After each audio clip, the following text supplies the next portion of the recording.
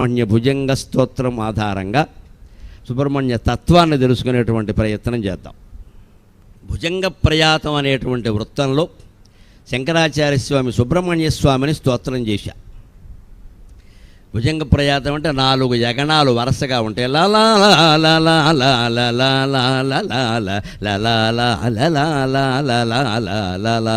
నజానామి శబ్దం నజానామి చార్థం నజానామి పద్యం నజానామి గద్యం చిదేకాషడాస్య హృది ద్యోతతే మే చిదేకాషడాస్య హృది ద్యోతతే మే చిదేకాషడాస్య హృది ద్యోతతే మే ముఖాన్నిస్సరం తే గిరశ్చాపి చిత్రం న జానామి శబ్దం న జానామి చార్థం న జానామి పద్యం న జానామి గద్యం చిదేకాషడాస్య హృది ద్యోతతే మే ముఖాన్నిస్సరం తే గిరశ్చాపి చిత్రం అని శంకరాచార్య చెబుతున్నారు. సముద్ర తీరంలో ఉన్నటువంటి క్షేత్రంలో సుబ్రహ్మణ్య స్వామిని దర్శనం చేసుకుని ఆయన ఆశువుగా చెప్పినటువంటి స్తోత్రం ఇది.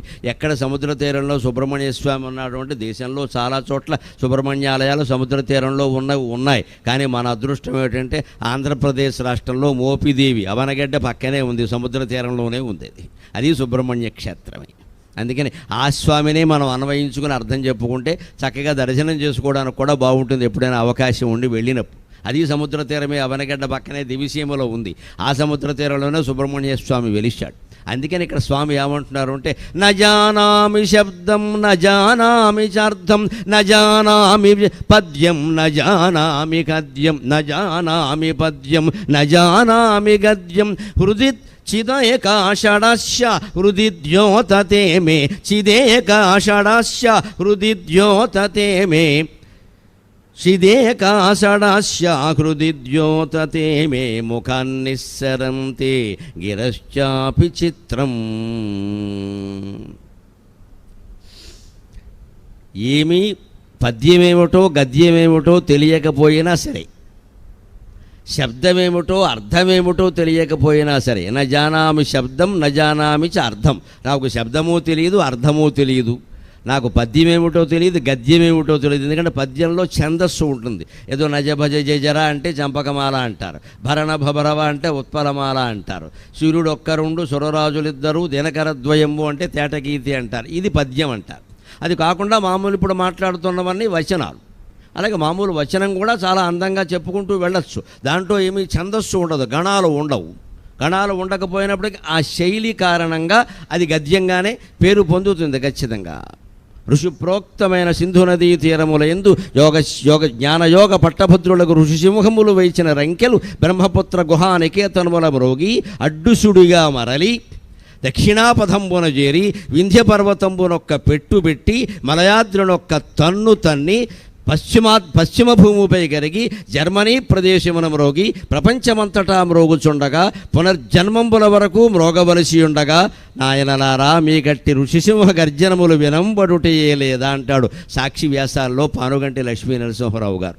దీన్ని ఏమంటాం కవిత్వం అనకపోతే, కానీ అది గద్యం, అందులో ఛందస్సు ఉండదు.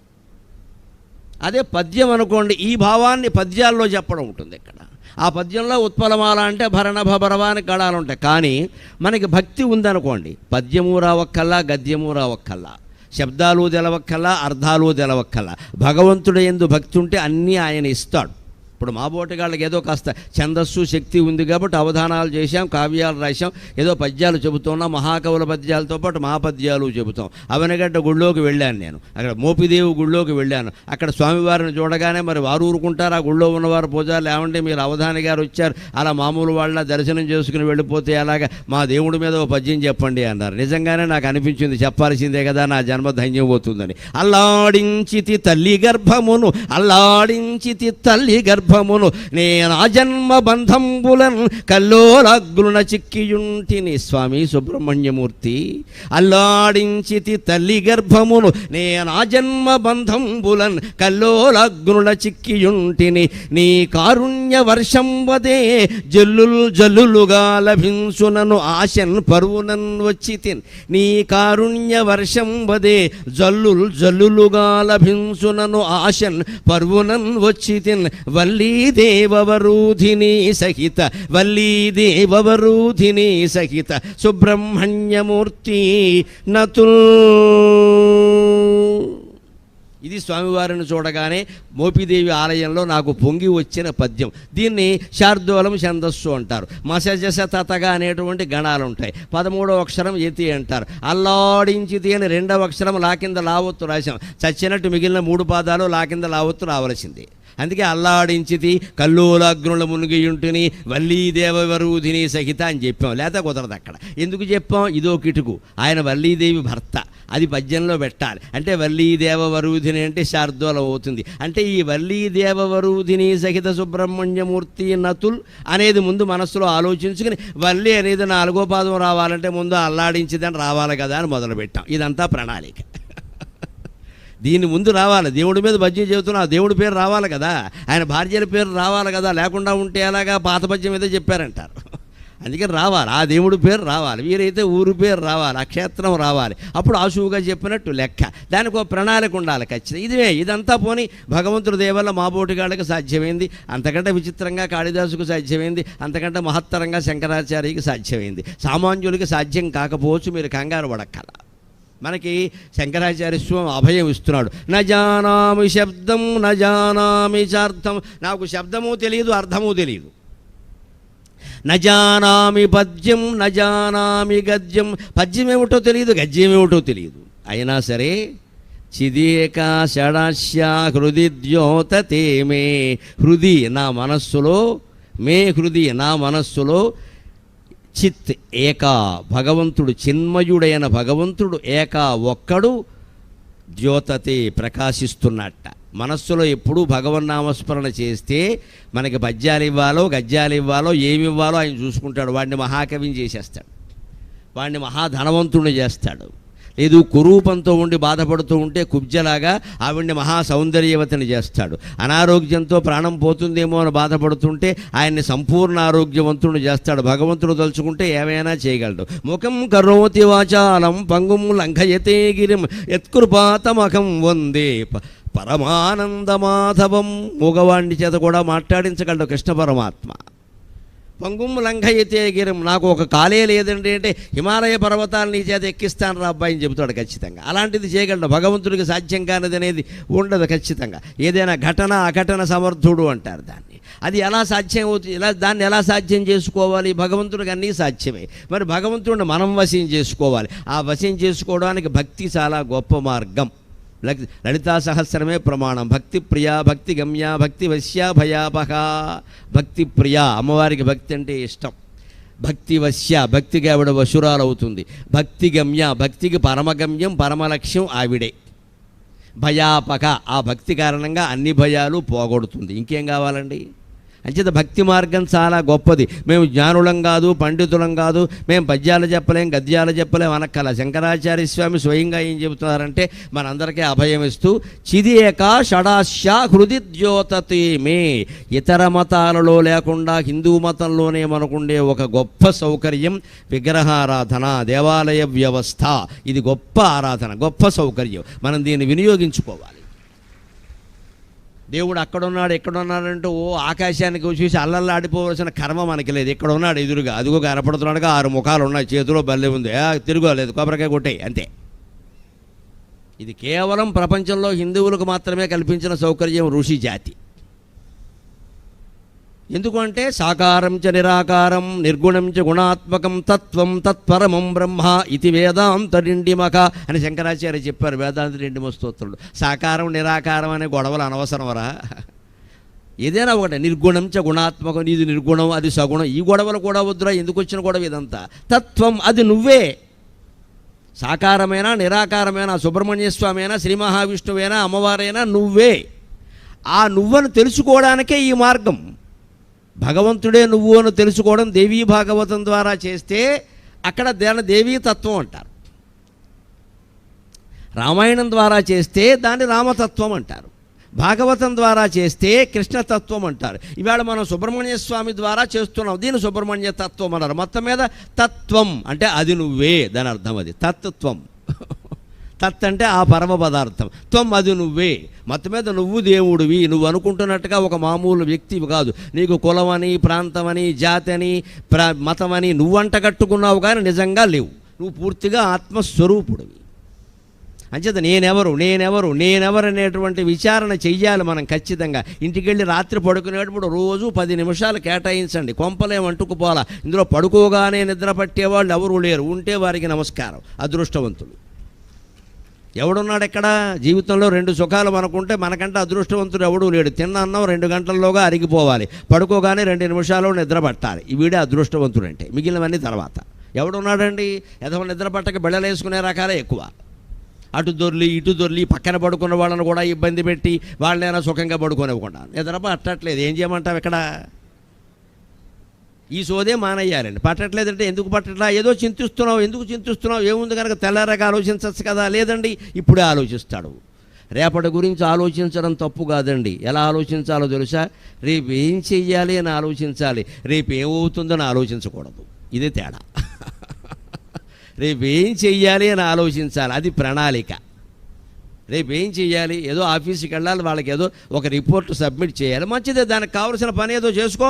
దానికి ఒక పెద్ద బాక్సులో పెట్టుకో, సిద్ధంగా పెట్టుకో. అవసరమైతే ఇంకో గట్ట మేలుకుని ఆ పని చేసేయి. ఎందుకంటే రేపు ఏం చెయ్యాలని ఆలోచిస్తే ఆందోళన ఉండదు.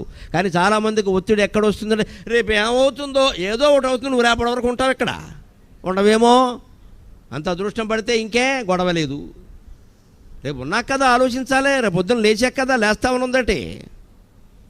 నాకు మా పెద్దనే నేర్పిన గొప్ప జ్ఞానం ఒకటే. రోజు పడుకునే ముందు ఓ దండం పెట్టుకుంటాడు వాడు ఏమిటో అని అడిగా. నేను కూడా అదే దండం పెట్టుకుంటాను. అమ్మ నమస్కారం. పొద్దున్న లేపితే మళ్ళీ నమస్కారం, లేకపోతే ఇదే చివరి నమస్కారం. స్వస్తి ప్రజాభ్యక. అయిపోయింది. 15 ఏళ్ళుగా ప్రతిరోజు ఇంతే నేను. అయిపోయింది. పొద్దున్న లేపితే మళ్ళీ నమస్కారం, లేకపోతే ఇదే నమస్కారం. ఏమనుకోకే, డోంట్ థింక్ అదర్వైజ్. ఎందుకంటే అమ్మవారు కూడా ఈ మధ్య ఇంగ్లీష్ మీడియం స్కూల్లోనే చేరింది. ఆవిడకి తెలుగు అర్థం కావట్లా. అందుకని డోంట్ థింక్ అదర్వైజ్ అమ్మ, ఇదే నమస్కారం. పొద్దున్న లేపితే మళ్ళీ దాని పడతాం, లేకపోతే ఏం పడతాం ఇక్కడ? అంటే ఏ రోజుకు ఆ రోజే మరణానికి సిద్ధంగా ఉన్నాం. వాడు జీవితంలో దుఃఖపడడండి ఖచ్చితంగా. మనం ఎందుకు దుఃఖపడుతున్నామంటే 10 ఏళ్ల ప్రణాళిక వేసేసాం ఇక్కడ. మనవరాలు ఈవేళ పుట్టింది, దానికి ఇంకా పేరెట్టలా, అది ఇంకా బొడ్డు కూడా సరిగ్గా కొయ్యలా, అది పాలు తాగే వయస్సు కూడా. ఇది పెద్ద అయ్యాక ఏమవుతుందో నీకు ఎందుకమ్మా పని లేక? నీకు 70 ఉన్నాయి ఇక్కడ, మీ ఆయన కూడా 75 ఉన్నాయి. వీళ్ళిద్దరూ కూర్చొని ఇది ఏమవుతుందో అని దానికి ఎంత పొడుగు, రాజమండ్రి ప్లాట్ఫారం అంత పొడుగు పేరెట్టడం దానికి ఇక్కడ. అది చచ్చి ఊరుకుంటుంది. దాని పేరు రేపొద్దున పాస్పోర్ట్లో కాదు, ఎయిర్పోర్ట్లో కూడా పట్టదు. ఎందుకు అంత పొడుగు? ఎందుకండి? ఓ చేతస్థాలు పెరిగిపోయి వీరి పేరు పెట్టాలి, వారి పేరు పెట్టాలి, సుబ్రహ్మణ్యం పేరు పెట్టాలి, నాగ సత్య సూర్య చావాలది. ఇవన్నీ పలకలేక రేపొద్దున అదే అమెరికా డాక్టర్ అయిపోతే పాస్పోర్ట్ నింపడం కష్టం ఇక్కడ. వాళ్ళు ఊరుకోరు, ప్రతిదీ పూర్తిగా రాయమంటారు. సస్తారు రాయలేక. 32 గళ్ళు ఉంటాయి, సరిపో. మనం 62 అక్షరాలు పెట్టాం ఇక్కడ. పైగా తెలుగులో అయితే అక్షరాలు 30, ఇంగ్లీష్లో 60 అవుతాయి. అంతంత పెద్ద పేర్లు పెట్టకూడదండి. ఏదో లత అన్నాం, లలిత అన్నాం, సరిపోయే. ఇంకా దానికి వెంకట సుబ్రహ్మణ్య నాగేశ్వరి లత, ఇంత అవసరమా? ఇంత చేసి పిలిచేది లతే. ఇంత పొడుగు పిలవమని నవ్వండానే పిలవని దానికి దేనికి పేరు ఇక్కడ?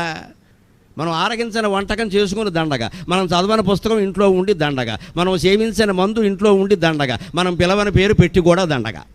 పిలవనప్పుడు పెట్టకూడదు. మనం అంత పొడుగు ఎలాగూ పిలవలేం, పెట్టామని ఒక సంతృప్తి. దేనికి ఆ సంతృప్తి? కృత్రిమ. ఇందులో కూడా నా పేరెట్లేదు, వాళ్ళ అమ్మగారి పేరెట్లే. ఏ పేరైతే ఏమమ్మా, అది బాగుండం కావాలి కదా. ఎంత స్వార్థమో ఇక్కడ కూడా. ఇదే వదిలించుకోవడం అంటే. ఎవరి పేరు ఎడితే అది బాగుండం కదా కావాల్సింది. పైగా పేరును బట్టి బాగుంటారా? అది ఎవరైనా చెప్పగలరా? ఈ నెమ్మదిగా ఈ ఆలోచనలు, బంధాలు తగ్గించుకుంటే ఆలోచనలు తగ్గుతాయి. బాధ్యతలు తగ్గించుకుంటే ఆలోచనలు తగ్గుతాయి. బరువులు దించిస్తే ఆలోచనలు తగ్గుతాయి. ఆలోచనలో ఉండవలసింది ఏమిటి? చిదేకాషడాస్య హృది ద్యోతతేమే. ఒకే ఒక చిత్, చిదేక రసరూపిణి, స్వాత్మానంద లవీభూత బ్రహ్మాద్యానంద సంతతి. చితిస్తత్పద లక్ష్యార్థ చిదేకరసరూపిణి. తత్పదానికి లక్ష్యమైనటువంటి ఒకే ఒక దేవుడు, ఒకే చిత్పదార్థం, చిదేకరసరూపిణి అయినటువంటి అమ్మవారే, ఆవిడ తనయుడైన సుబ్రహ్మణ్య స్వామి మన మనస్సులో ఉండాలి. ఇంకేముండదు ఇక్కడ. చిదేక. దాన్ని ఇక్కడ షడాస్య. 6 ముఖాల దేవుడుగా సేవిస్తున్నాం మనం. ఇంకో చోట బ్రహ్మదేవుడు 4 ముఖాలతో ఉంటాడు. మనకు అభ్యంతరం గాయత్రీదేవి 5 ముఖాలతో ఉంటుంది. ఏం మనకి ఇబ్బంది ఏమిటి అందులో? అది తత్వం అని గ్రహించాలి.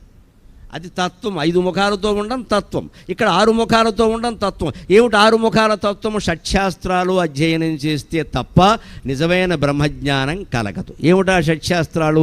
ధర్మ, శబ్ద, జ్యోతిస్తర్క, మీమాంసాలు మీమాంస శాస్త్రాలు అంటారు. ధర్మశాస్త్రం, శబ్దం అంటే వ్యాకరణ శాస్త్రం, జ్యోతిష్ శాస్త్రం, తర్కశాస్త్రం, మీమాంస. మీమాంస 2 రకాలు.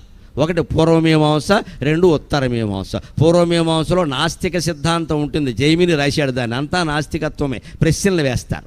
యజ్ఞాలు మానరు, కర్మలు జరుగుతూనే ఉంటాయి. కర్మఫలాన్ని ఇస్తుంది కదా, దేవుడు పని ఏమిటని అడిగాడు జైమిని. వ్యాసుడు జైమిని వ్యాసుడు శిష్యుడు అయినా ఆయన ఏం కోప్పళ్ళా. మంచి ప్రశ్న వేశావు జైమిని, నీకు సమాధానం చెప్పడం కోసం గ్రంథం రాస్తానయ్యా అన్నాడు. ఉత్తరమీమాంస రాశాడు. ఉత్తరమీమాంసే బ్రహ్మసూత్రాలు. దానికే శంకరాచార్య స్వామి భాష్యం రాశారు.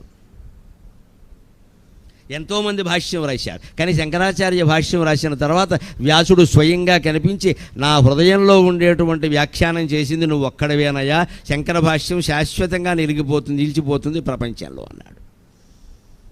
ఆ బ్రహ్మసూత్రాలు మనం చదవాలి, లేదు ప్రవచనాల ద్వారా వినాలి, తెలుసుకోవాలి. ఇదే 6 అంటే. ధర్మశాస్త్రం చదవాలి, జీవితంలో ధర్మంగా నడుచుకోవాలి. వ్యాకరణ శాస్త్రం చదవాలి. ఎందుకని? తప్పులు బలక్కుండాను, తప్పులు రాయకుండాను. భాష బాగుండాలి కదా. ఏమి రాసినా తెలుగు, ఇంగ్లీష్ ఏమి రాసినా అంతే కదా. సకలం అనడానికి శకలం అన్నాం అనుకోండి. సకలం అంటే మొత్తం అంతా, శకలం అంటే చిన్న మొక్క. ఏమైపోయింది? ఎంత తేడా వచ్చింది? అందుకని భాష ఉచ్చారణ సరిగ్గా ఉండాలి. సరిగ్గా ఉండేలా మనం నేర్పాలి పిల్లలకి. రామరక్షా స్తోత్రంలో ఉండే ఒక్క శ్లోకం పిల్లలకి చిన్నప్పటి నుంచి నేర్పితే శా షా సా ఈ 3 ఎవ్వరూ తేడా పలకరండి. శాసాలు 3 బుధ కౌశిక మహాముని రామరక్షా స్తోత్రంలో ఒకే ఒక శ్లోకంలో ఇవిడించేశాడు. ఆత్తసజ్యాధనుషా విశుస్పృశౌ అక్షయాసు గనిషంగ సంగిణౌ రక్షణాయ మమ రామ లక్ష్మణౌ గచ్చతః పది సదైవ గచ్చతాం అగ్రతః పది సదైవ గచ్చతాం. అందులో పెట్టేశాడు. ఆత్తసజ్జా ధనుషా విశుస్పృశౌ. సజ్జ సకారం ఉంది, ధనుషౌ షకారం ఉంది, ఇశుస్పృశౌ సకారం ఉంది, శవర్ణం ఉంది. ఇటువంటి కాస్త గొట్టు శ్లోకాలంటా పెట్టి ఇవి ఎందుకుంటాయి మన స్తోత్రాల్లో పారాయణంలో అంటే పిల్లలకి శ్రమైనా నేర్పాలి. పిల్లాడి నాలిక తిరుగుతుందమ్మా, వాడు పెద్ద అయితే తిరగదు. ఎందుకంటే పెద్ద అయ్యాక బుర్ర తిరుగుతుంది, నాలిక తిరగదు. తిరిగి బుర్ర తిరుగుతుంది, ఇక నాలిక తిరగదు. 5 ఏళ్ల లోపు వాడికి మీరు 5 భాషలు నేర్పచ్చు. 5 భాషలు నేర్పచ్చు, ఏమీ శ్రమ లేకుండా. 8 ఏళ్ల లోపు 8 భాషలు నేర్పచ్చు. నేర్చుకునే పిల్లలు ఉన్నారు. ఏమి లేదు, ఆడుకుందుకు వదిలేస్తే చాలు వాడని. కాస్త అన్ని భాషల వాళ్ళు ఉన్న చోట ఆడుకుందుకు వదిలేస్తే ఒక 3 నెలల తర్వాత మీ అబ్బాయిని కానీ మీ అమ్మాయిని చూడండి, అలవోగ్గా 5 భాషలు మాట్లాడతాడు. మనమే ఆశ్చర్యపోతాం. పిల్లలకి ధారణాశక్తి ఎక్కువ, పెద్దవాళ్ళకి తక్కువ, పిల్లలకి ఎక్కువ. అంచేతన 10 ఏళ్ల లోపు పిల్లలకి జ్ఞాపక శక్తి బాగా ఉంటుంది. మీరు ఎన్ని నేర్పితే అన్ని వస్తాయి. అప్పుడు ఉచ్చారణ దోషం లేకుండా ఉంటుంది. అందుకని శబ్దశాస్త్రం చదువుకోవాలి. ఎందుకంటే వేదం చదివినా, శాస్త్రం చదివినా, పురాణం చదివినా శబ్దం ఏమిటో తెలియకపోతే అర్థమేలాగా. అలాగే జ్యోతిష్ శాస్త్రము చదువుకోవాలి. ఎందుకని ప్రధానంగా ఖగోళ శాస్త్రం అది. సూర్యుడి గమనం, భూమి గమనం, చంద్రుడి గమనం, నవగ్రహాల గమనం, ఇదంతా లెక్కల ప్రకారం పూర్వం ఏ సాధనాలు లేకుండా వేళ్ల మీద లెక్కలు పెట్టి చెప్పారండి భారతీయ జ్యోతిష్ శాస్త్రవేత్తలు. ఇప్పటికి తేడా లేదండి అందులో. ఎంత ఆశ్చర్యకరం. ఇప్పటికీ పంచాంగం పండితులు చంద్రగ్రహణం, సూర్యగ్రహణం సరిగ్గా ఎన్ని గంటల, ఎన్ని నిమిషాల, ఎన్ని క్షణాల, ఎన్ని ఉపక్షణాలకి రాస్తున్నారో అలాగే జరుగుతోందండి. ఆ పండిత లోకానికి నమస్కారం, వారి పాదాలకి నమస్కారం. రాజమండ్రిలో ఈ మాట మాట్లాడడం నాకు మరింత ఆనందంగా ఉంటుంది. జ్యోతిష్ శాస్త్రంలో సూర్యునితో సమానమైన మధిరవారు ఇక్కడ ఉన్నారు. ఇక్కడ పుట్టారు, ఇక్కడ పెరిగారు. అందుకని వారికి రాజమండ్రి వచ్చారంటే వారికి నమస్కారం చేసుకుంటాను. మధ్యర వంశం అంతా జ్యోతిష్ శాస్త్రానికి అంకితం అయిపోయింది. తెలుసుకోవాలి. ఎందుకోసం అంటే మనకేం జరుగుతుందని కాదు, అధవసంతా మనకేం జరిగినా ఒకటే. మన అందరి బుద్ధి ఇదే. ఎక్కడ నాకేం జరుగుతుంది, నా వాళ్ళకాడు జరుగుతుంది, మూసే రథ పుస్తకం ఎక్కడ, నీకేం జరిగితే పెద్ద గొప్ప ఎక్కడ, రాష్ట్రం ఏమైపోతుంది, దేశం ఏమైపోతుంది మనకు అక్కర్లేదు. అవన్నీ మనకెందుకంటే మా అబ్బాయికి ఉద్యోగం వస్తుందా రాదా? వస్తుందమ్మా. ఒత్తిడికి చచ్చిపోతాడు ఉద్యోగానికి. ఏం చేస్తావు అప్పుడు? ఉద్యోగం వస్తే సరిపోయిందా? ఎంత ఒత్తిడి ఉంది అక్కడ? పెళ్ళి అవుతుందా? అవుతుందమ్మా. ఏడాదికి విడాకులు కూడా అవుతాయి. ఏం చేస్తావు ఇప్పుడు? ఇప్పుడు అలాగే ఉన్నాయి పెళ్ళిళ్ళు. పెళ్ళైపోయిందా లేదా, ఉద్యోగం వచ్చిందా లేదా, ఇదే గొడవ. ఎవరు జాతకాల వాళ్ళు కనపడగానే అందరూ చేయి చాపేవాడు ఒకడో, కాలు చాపేవాడు ఒకడో. మనం చేయి చాపుతాం, వాడు కాలు చాపుతాడు. సరిపోయిన దండం పెట్టాం. ఇక్కడ నేర్చుకోవలసింది అందుకోసం కాదని, మన కోసం కాదు. మన బోడి జీవితం ఏమైతే ఏమిటాడు ఇక్కడ, అది పెద్ద విషయమా? వ్యాసుడి కంటే, శంకరాచార్య కంటే గొప్పవాళ్ళం మనం, కందుకూరు వీరేశలింగం కంటే గొప్పవాళ్ళమమ్మ. ఆ ఆస్తి మొత్తం ధారపోషించాడు ఆయన. హితకారణి సమాజానికి. పిల్లలు లేనివాడు. పిల్లలుంటే చేయగలడండి ఆయన. రాజ్యలక్ష్మీదేవి గారు ఆయనకి సహకరించింది. ఎటువంటి ఊళ్ళో పుట్టాం, ఎలా ఆలోచిస్తున్నాం ఇక్కడ. ఇవాళ వితంతువులు ఇంత బొట్టు పెట్టుకుని తిరుగుతున్నారు గౌరవంగా అంటే వీరేశలింగం గారి దయమ్మ, వీరేశలింగం గారి దయ. ఆ మహానుభావుడికి నమస్కారం చెయ్యాలి.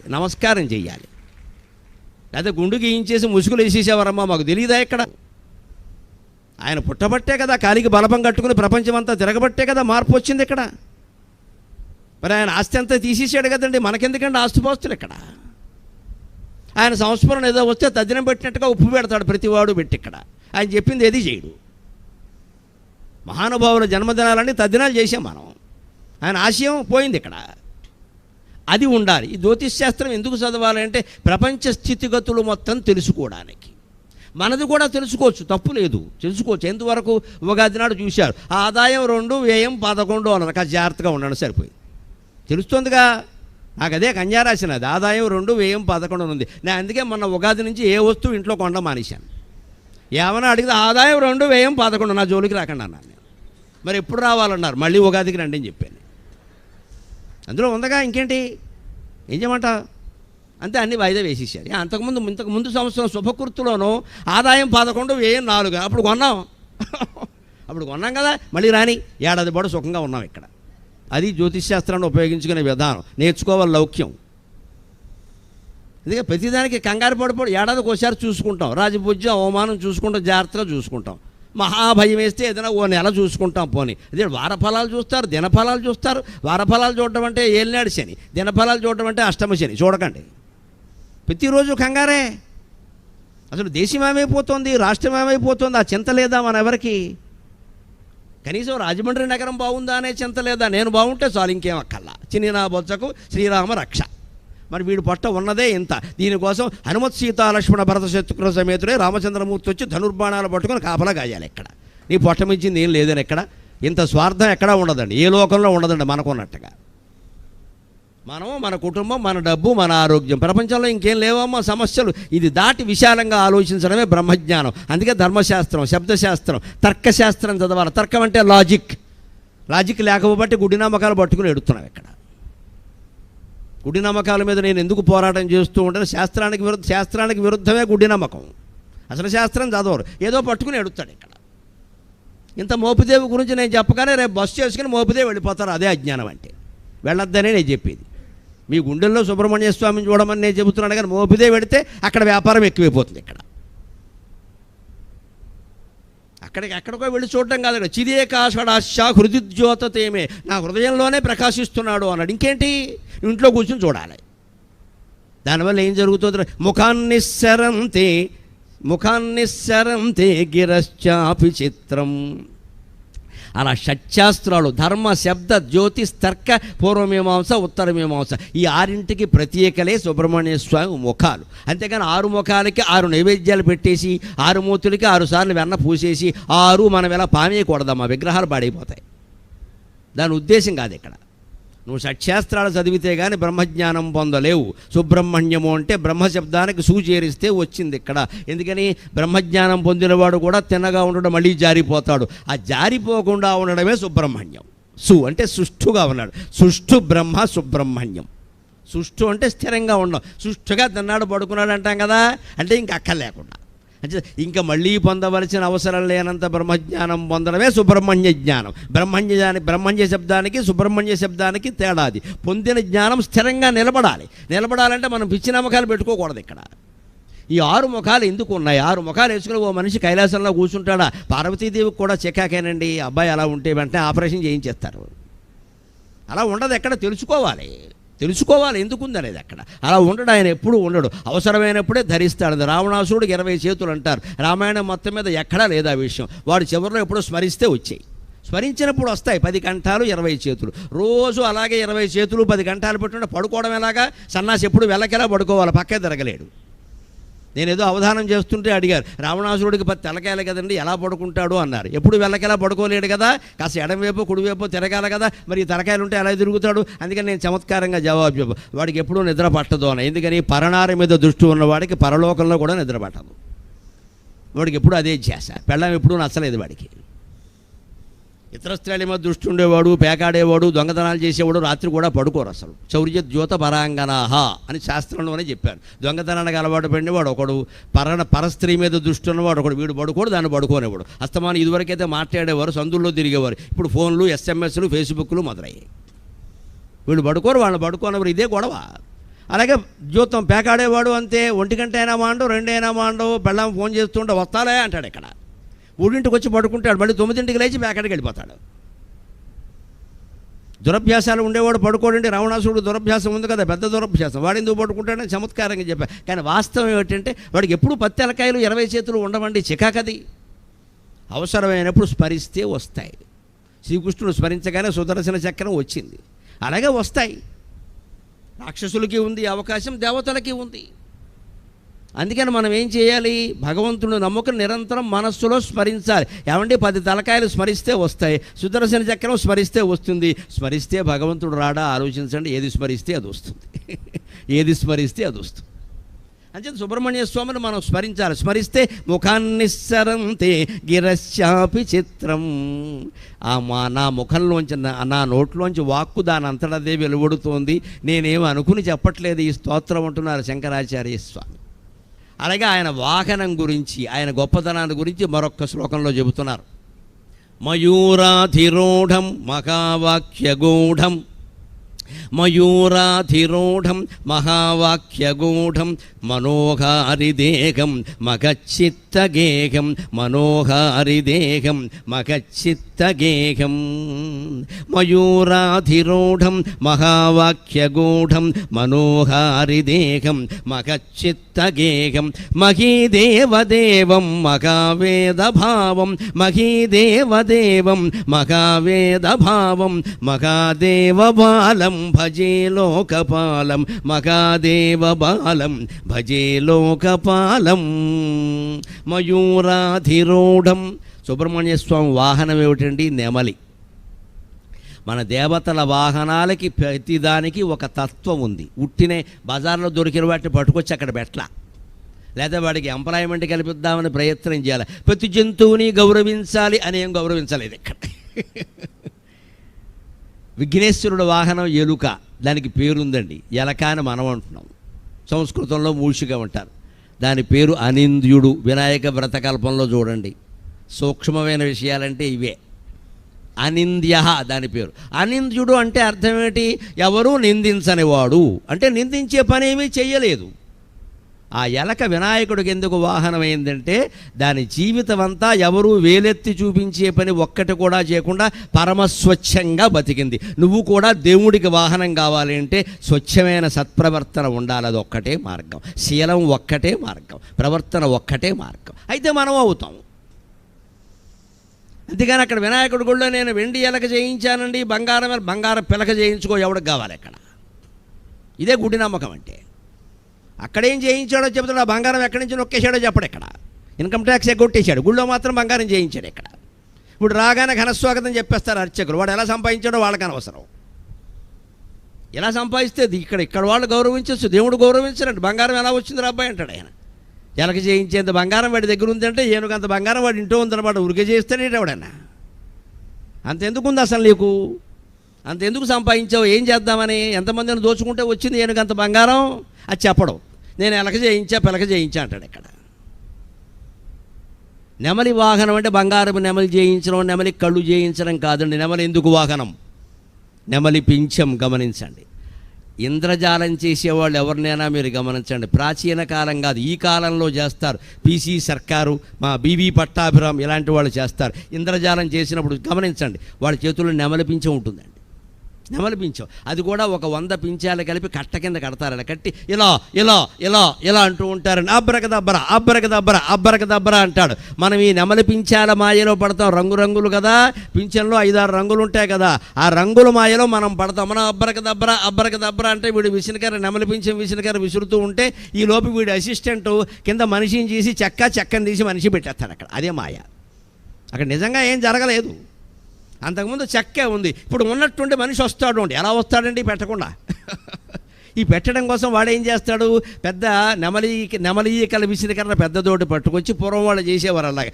అబ్రగదబ్రా అబ్రగదబ్రా అంబ పలుకో జగదంబ పలుకో ముచ్చాలమ్మ పలుకో బొలేరమ్మ పలుకో అని ఇలా అంటూ ఉంటే మనం ఇలా ఇలా ఇలా చూస్తూ ఉంటాం. వీడి కింద నుంచి ఇక్కడ దాక్కున్న మనిషి వెళ్ళిపోతాడు, చెక్క వస్తుంది అక్కడికి. అది మాయ. అంటే అక్కడ వాస్తవంగా ఏం జరగల అని కనికట్టు కట్టాడు. సరిగ్గా భగవంతుడు చేసిన ఇంద్రజాలమే ఈ ప్రపంచం. ఈ ఇంద్రజాలం నెమలి పింఛం. ఆ నెమలిని సుబ్రహ్మణ్య స్వామి వాహనంగా చేసుకున్నాడు. అంటే నువ్వు బ్రహ్మజ్ఞానం పొందాలి అంటే ఈ ఇంద్రజాలంలో మాయలో పడద్దు. అది నీకు వాహనం కావాలి, దాని మీద నువ్వెక్కాలి, నీ నెత్తి మీద దాన్ని ఎక్కించుకోవద్దని చెప్పడమే నెమలి వాహనం. అందుకోసం మయూరం. మయూరాధిరూఢం మహావాక్యగూఢం. ఈ ఇంద్రజాలం నెమలి పింఛపు ఇంద్రజాలపు ప్రపంచపు మాయ నుంచి, సంసారపు మాయ నుంచి మనం బయటపడాలి అంటే మహావాక్యగూఢం. మహావాక్యాలంటే 4 ఉన్నాయి.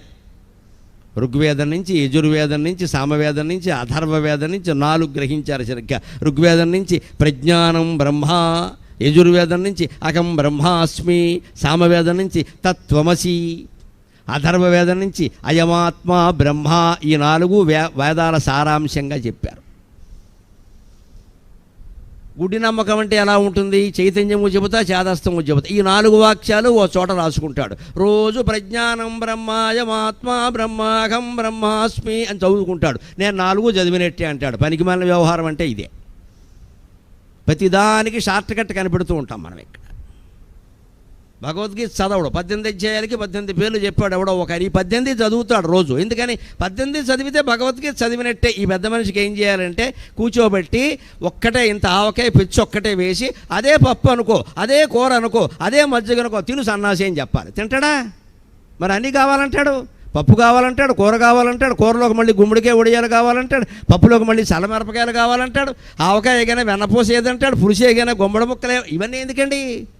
అన్నీ అదే అనుకో, అన్నీ అదే అనుకో. చిన్నపిల్లలు ఆడతారు కదా, ఆకేసి పప్పేసి కూరేసి అత్తారింటికి దారెదుగో అని పంపిస్తారు. ఆ ఆట అందుకే నేర్పారు, ఇంత మాయి చేయొచ్చు అని. ఏమీ లేదు అక్కడ ఏమీ లేదు. కానీ ఓ చిన్నపిల్ల ఇంకో చిన్నపిల్లని పట్టుకుని ఆకేసి పప్పేసి అని ఇలా అనుకుంటూ వెళ్ళి ఇక్కడికి వచ్చి కితకితలు పెట్టారు. అత్తారింటికి దారేదిగో అంటే ఈ పిల్ల ఇంకో పిల్లకి చెబుతోంది, నువ్వు అత్తారింటి వెళ్ళాక ఏం చేయాలంటే ఇదే ఆకు పప్ప వేసుకోవడమేనమ్మా, ఇంకేం లేదు ఇక్కడ. ఆకేసి పప్పేసి నలుగురికి వంట వడన చేసుకోవడమే అని ఆడపిల్లల పనుండి సరదాగా నేర్పారు అక్కడ. నిజానికి వంట లేదు, పదార్థాలు లేవు. ఇది ఇంద్రజాలం. దీని నుంచి బయటపడాలి. అంతేగాని ఈ 4 వాక్యాలు కంఠస్థం చేయడం కాదు చేయవలసింది. 4 వాక్యాల సారాంశం ఏమిటో తెలుసా? తత్వమసి. 4గింటిలో కూడా తత్వమసి వాక్యం చాలా గొప్పది. ఎందుకు? 4 వేదాల్లోనూ ఏది ప్రసిద్ధమైనది, ఏది ప్రత్యేకమైనది? వేదానాం సామవేదోస్మి అన్నాడు భగవంతుడు విభూతి యోగంలో. వేదాల్లో సామవేదం శ్రేష్టం, మిగిలినవి తక్కువ అని కాదు, శ్రేష్టం అనేది ఉంటుంది కదండి. దశరథునికి రాముని యందు దొడ్డ ప్రేమ అంటే మిగిలిన వాళ్ళని ద్వేషించాడా, నరికేశాడా? పెద్ద కొడుకంటే కాస్త ఇష్టం, పుట్టక పుట్టాడు, అంతే కదా. అందుకని ఒకరంటే ఎక్కువ ఇష్టం అంటే ఇంకోరిని ద్వేషించమని అర్థం కాదు. అక్కడ కాస్త ఏదో తూకం ఉంటుంది అక్కడ. దానికి ఓ గురువు గారు ఉంటాడు, ఆయనకి పిల్లలందరినీ ఇష్టపడాలంటే కష్టం, కాస్త మార్కులు బాగా వచ్చేవాడిని ఇష్టపడతాడు. మరి ఆయనకు కారణం ఉండాలి కదా. అంత మాత్రం చేత మిగిలిన వాళ్ళకి పాఠం చెప్పడా? అంటే ఇక్కడ కూడా ఈ వాక్యాల్లో ఇది ఇష్టం, సామవేదం ఇష్టం, సామవేదం గొప్పదన్నాడు. సామవేదంలో వాక్యమే తత్వమసి. దాని అర్థం ఒకటి చెప్పుకుంది. ఏమిటి? తత్ త్వం అసి.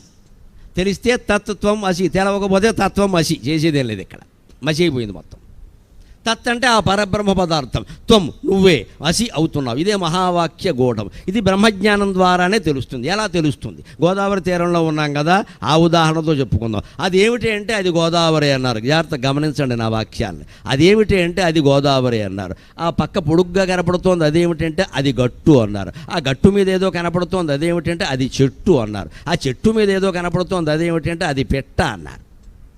అన్నింటికీ అది చేర్చారు. గమనించండి. అది గోదావరి, అది గట్టు, అది చెట్టు, అది పెట్ట. ఇప్పుడు గోదావరి, గట్టు, చెట్టు, పిట్ట తీసేయండి, ఏం మిగిలింది? అది మిగిలింది. అదే దైవం, తత్వమసి. ఇదే తత్వజ్ఞానం. అక్కడ ఉన్నది అది. నువ్వు గోదావరి అని పేరెట్టావు, ఇంకో చోట కడితే కృష్ణ అంటున్నావా లేదా? నది, రెండు నదులే కదండి. అలాగే గట్టు, దీనికి గట్టు నువ్వు పేరెట్టావు, ఇంకో చోట కట్ట అన్నావు. నువ్వు పెట్టిన పేరు గోదావరి కానీ, గట్టు కానీ, చెట్టు కానీ, పిట్ట కానీ నువ్వు పెట్టిన పేరు. లేకపోతే అక్కడ ఉన్నది ఏమిటి? అది. అందుకే మనం ప్రతిదీ చెప్పేటప్పుడు అది గోదావరి, అది గట్టు, అది చెట్టు, అది పిట్ట, లేకపోతే అదిగో పిట్ట అనేనా అంటావు. అదిగో అన్నా అదేనట్టే. ఇది లేకుండా మానవం, సర్వనామం లేకుండా మనం మాట్లాడలేం.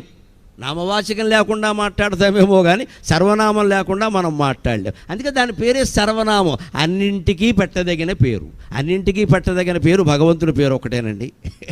దాని పేరే సర్వనామం. వ్యాకరణం చదవమని అందుకే చెప్పారు. వ్యాకరణం అర్థమైతే వేదాంతం అర్థమవుతుంది.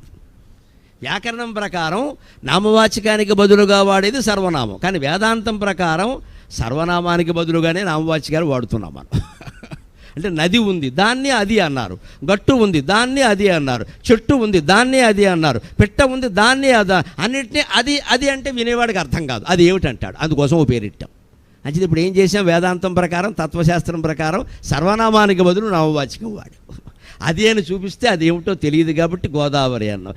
కొంచెం పక్కకి చూపించి మళ్ళీ ఏదే అంటే ఇందాక అది అన్నావు, ఇప్పుడు అది అన్నావు అంటే లేదయ్యా అది గట్టు అని ఓ పేరెట్టా. లేకపోతే తెలియదు కదా.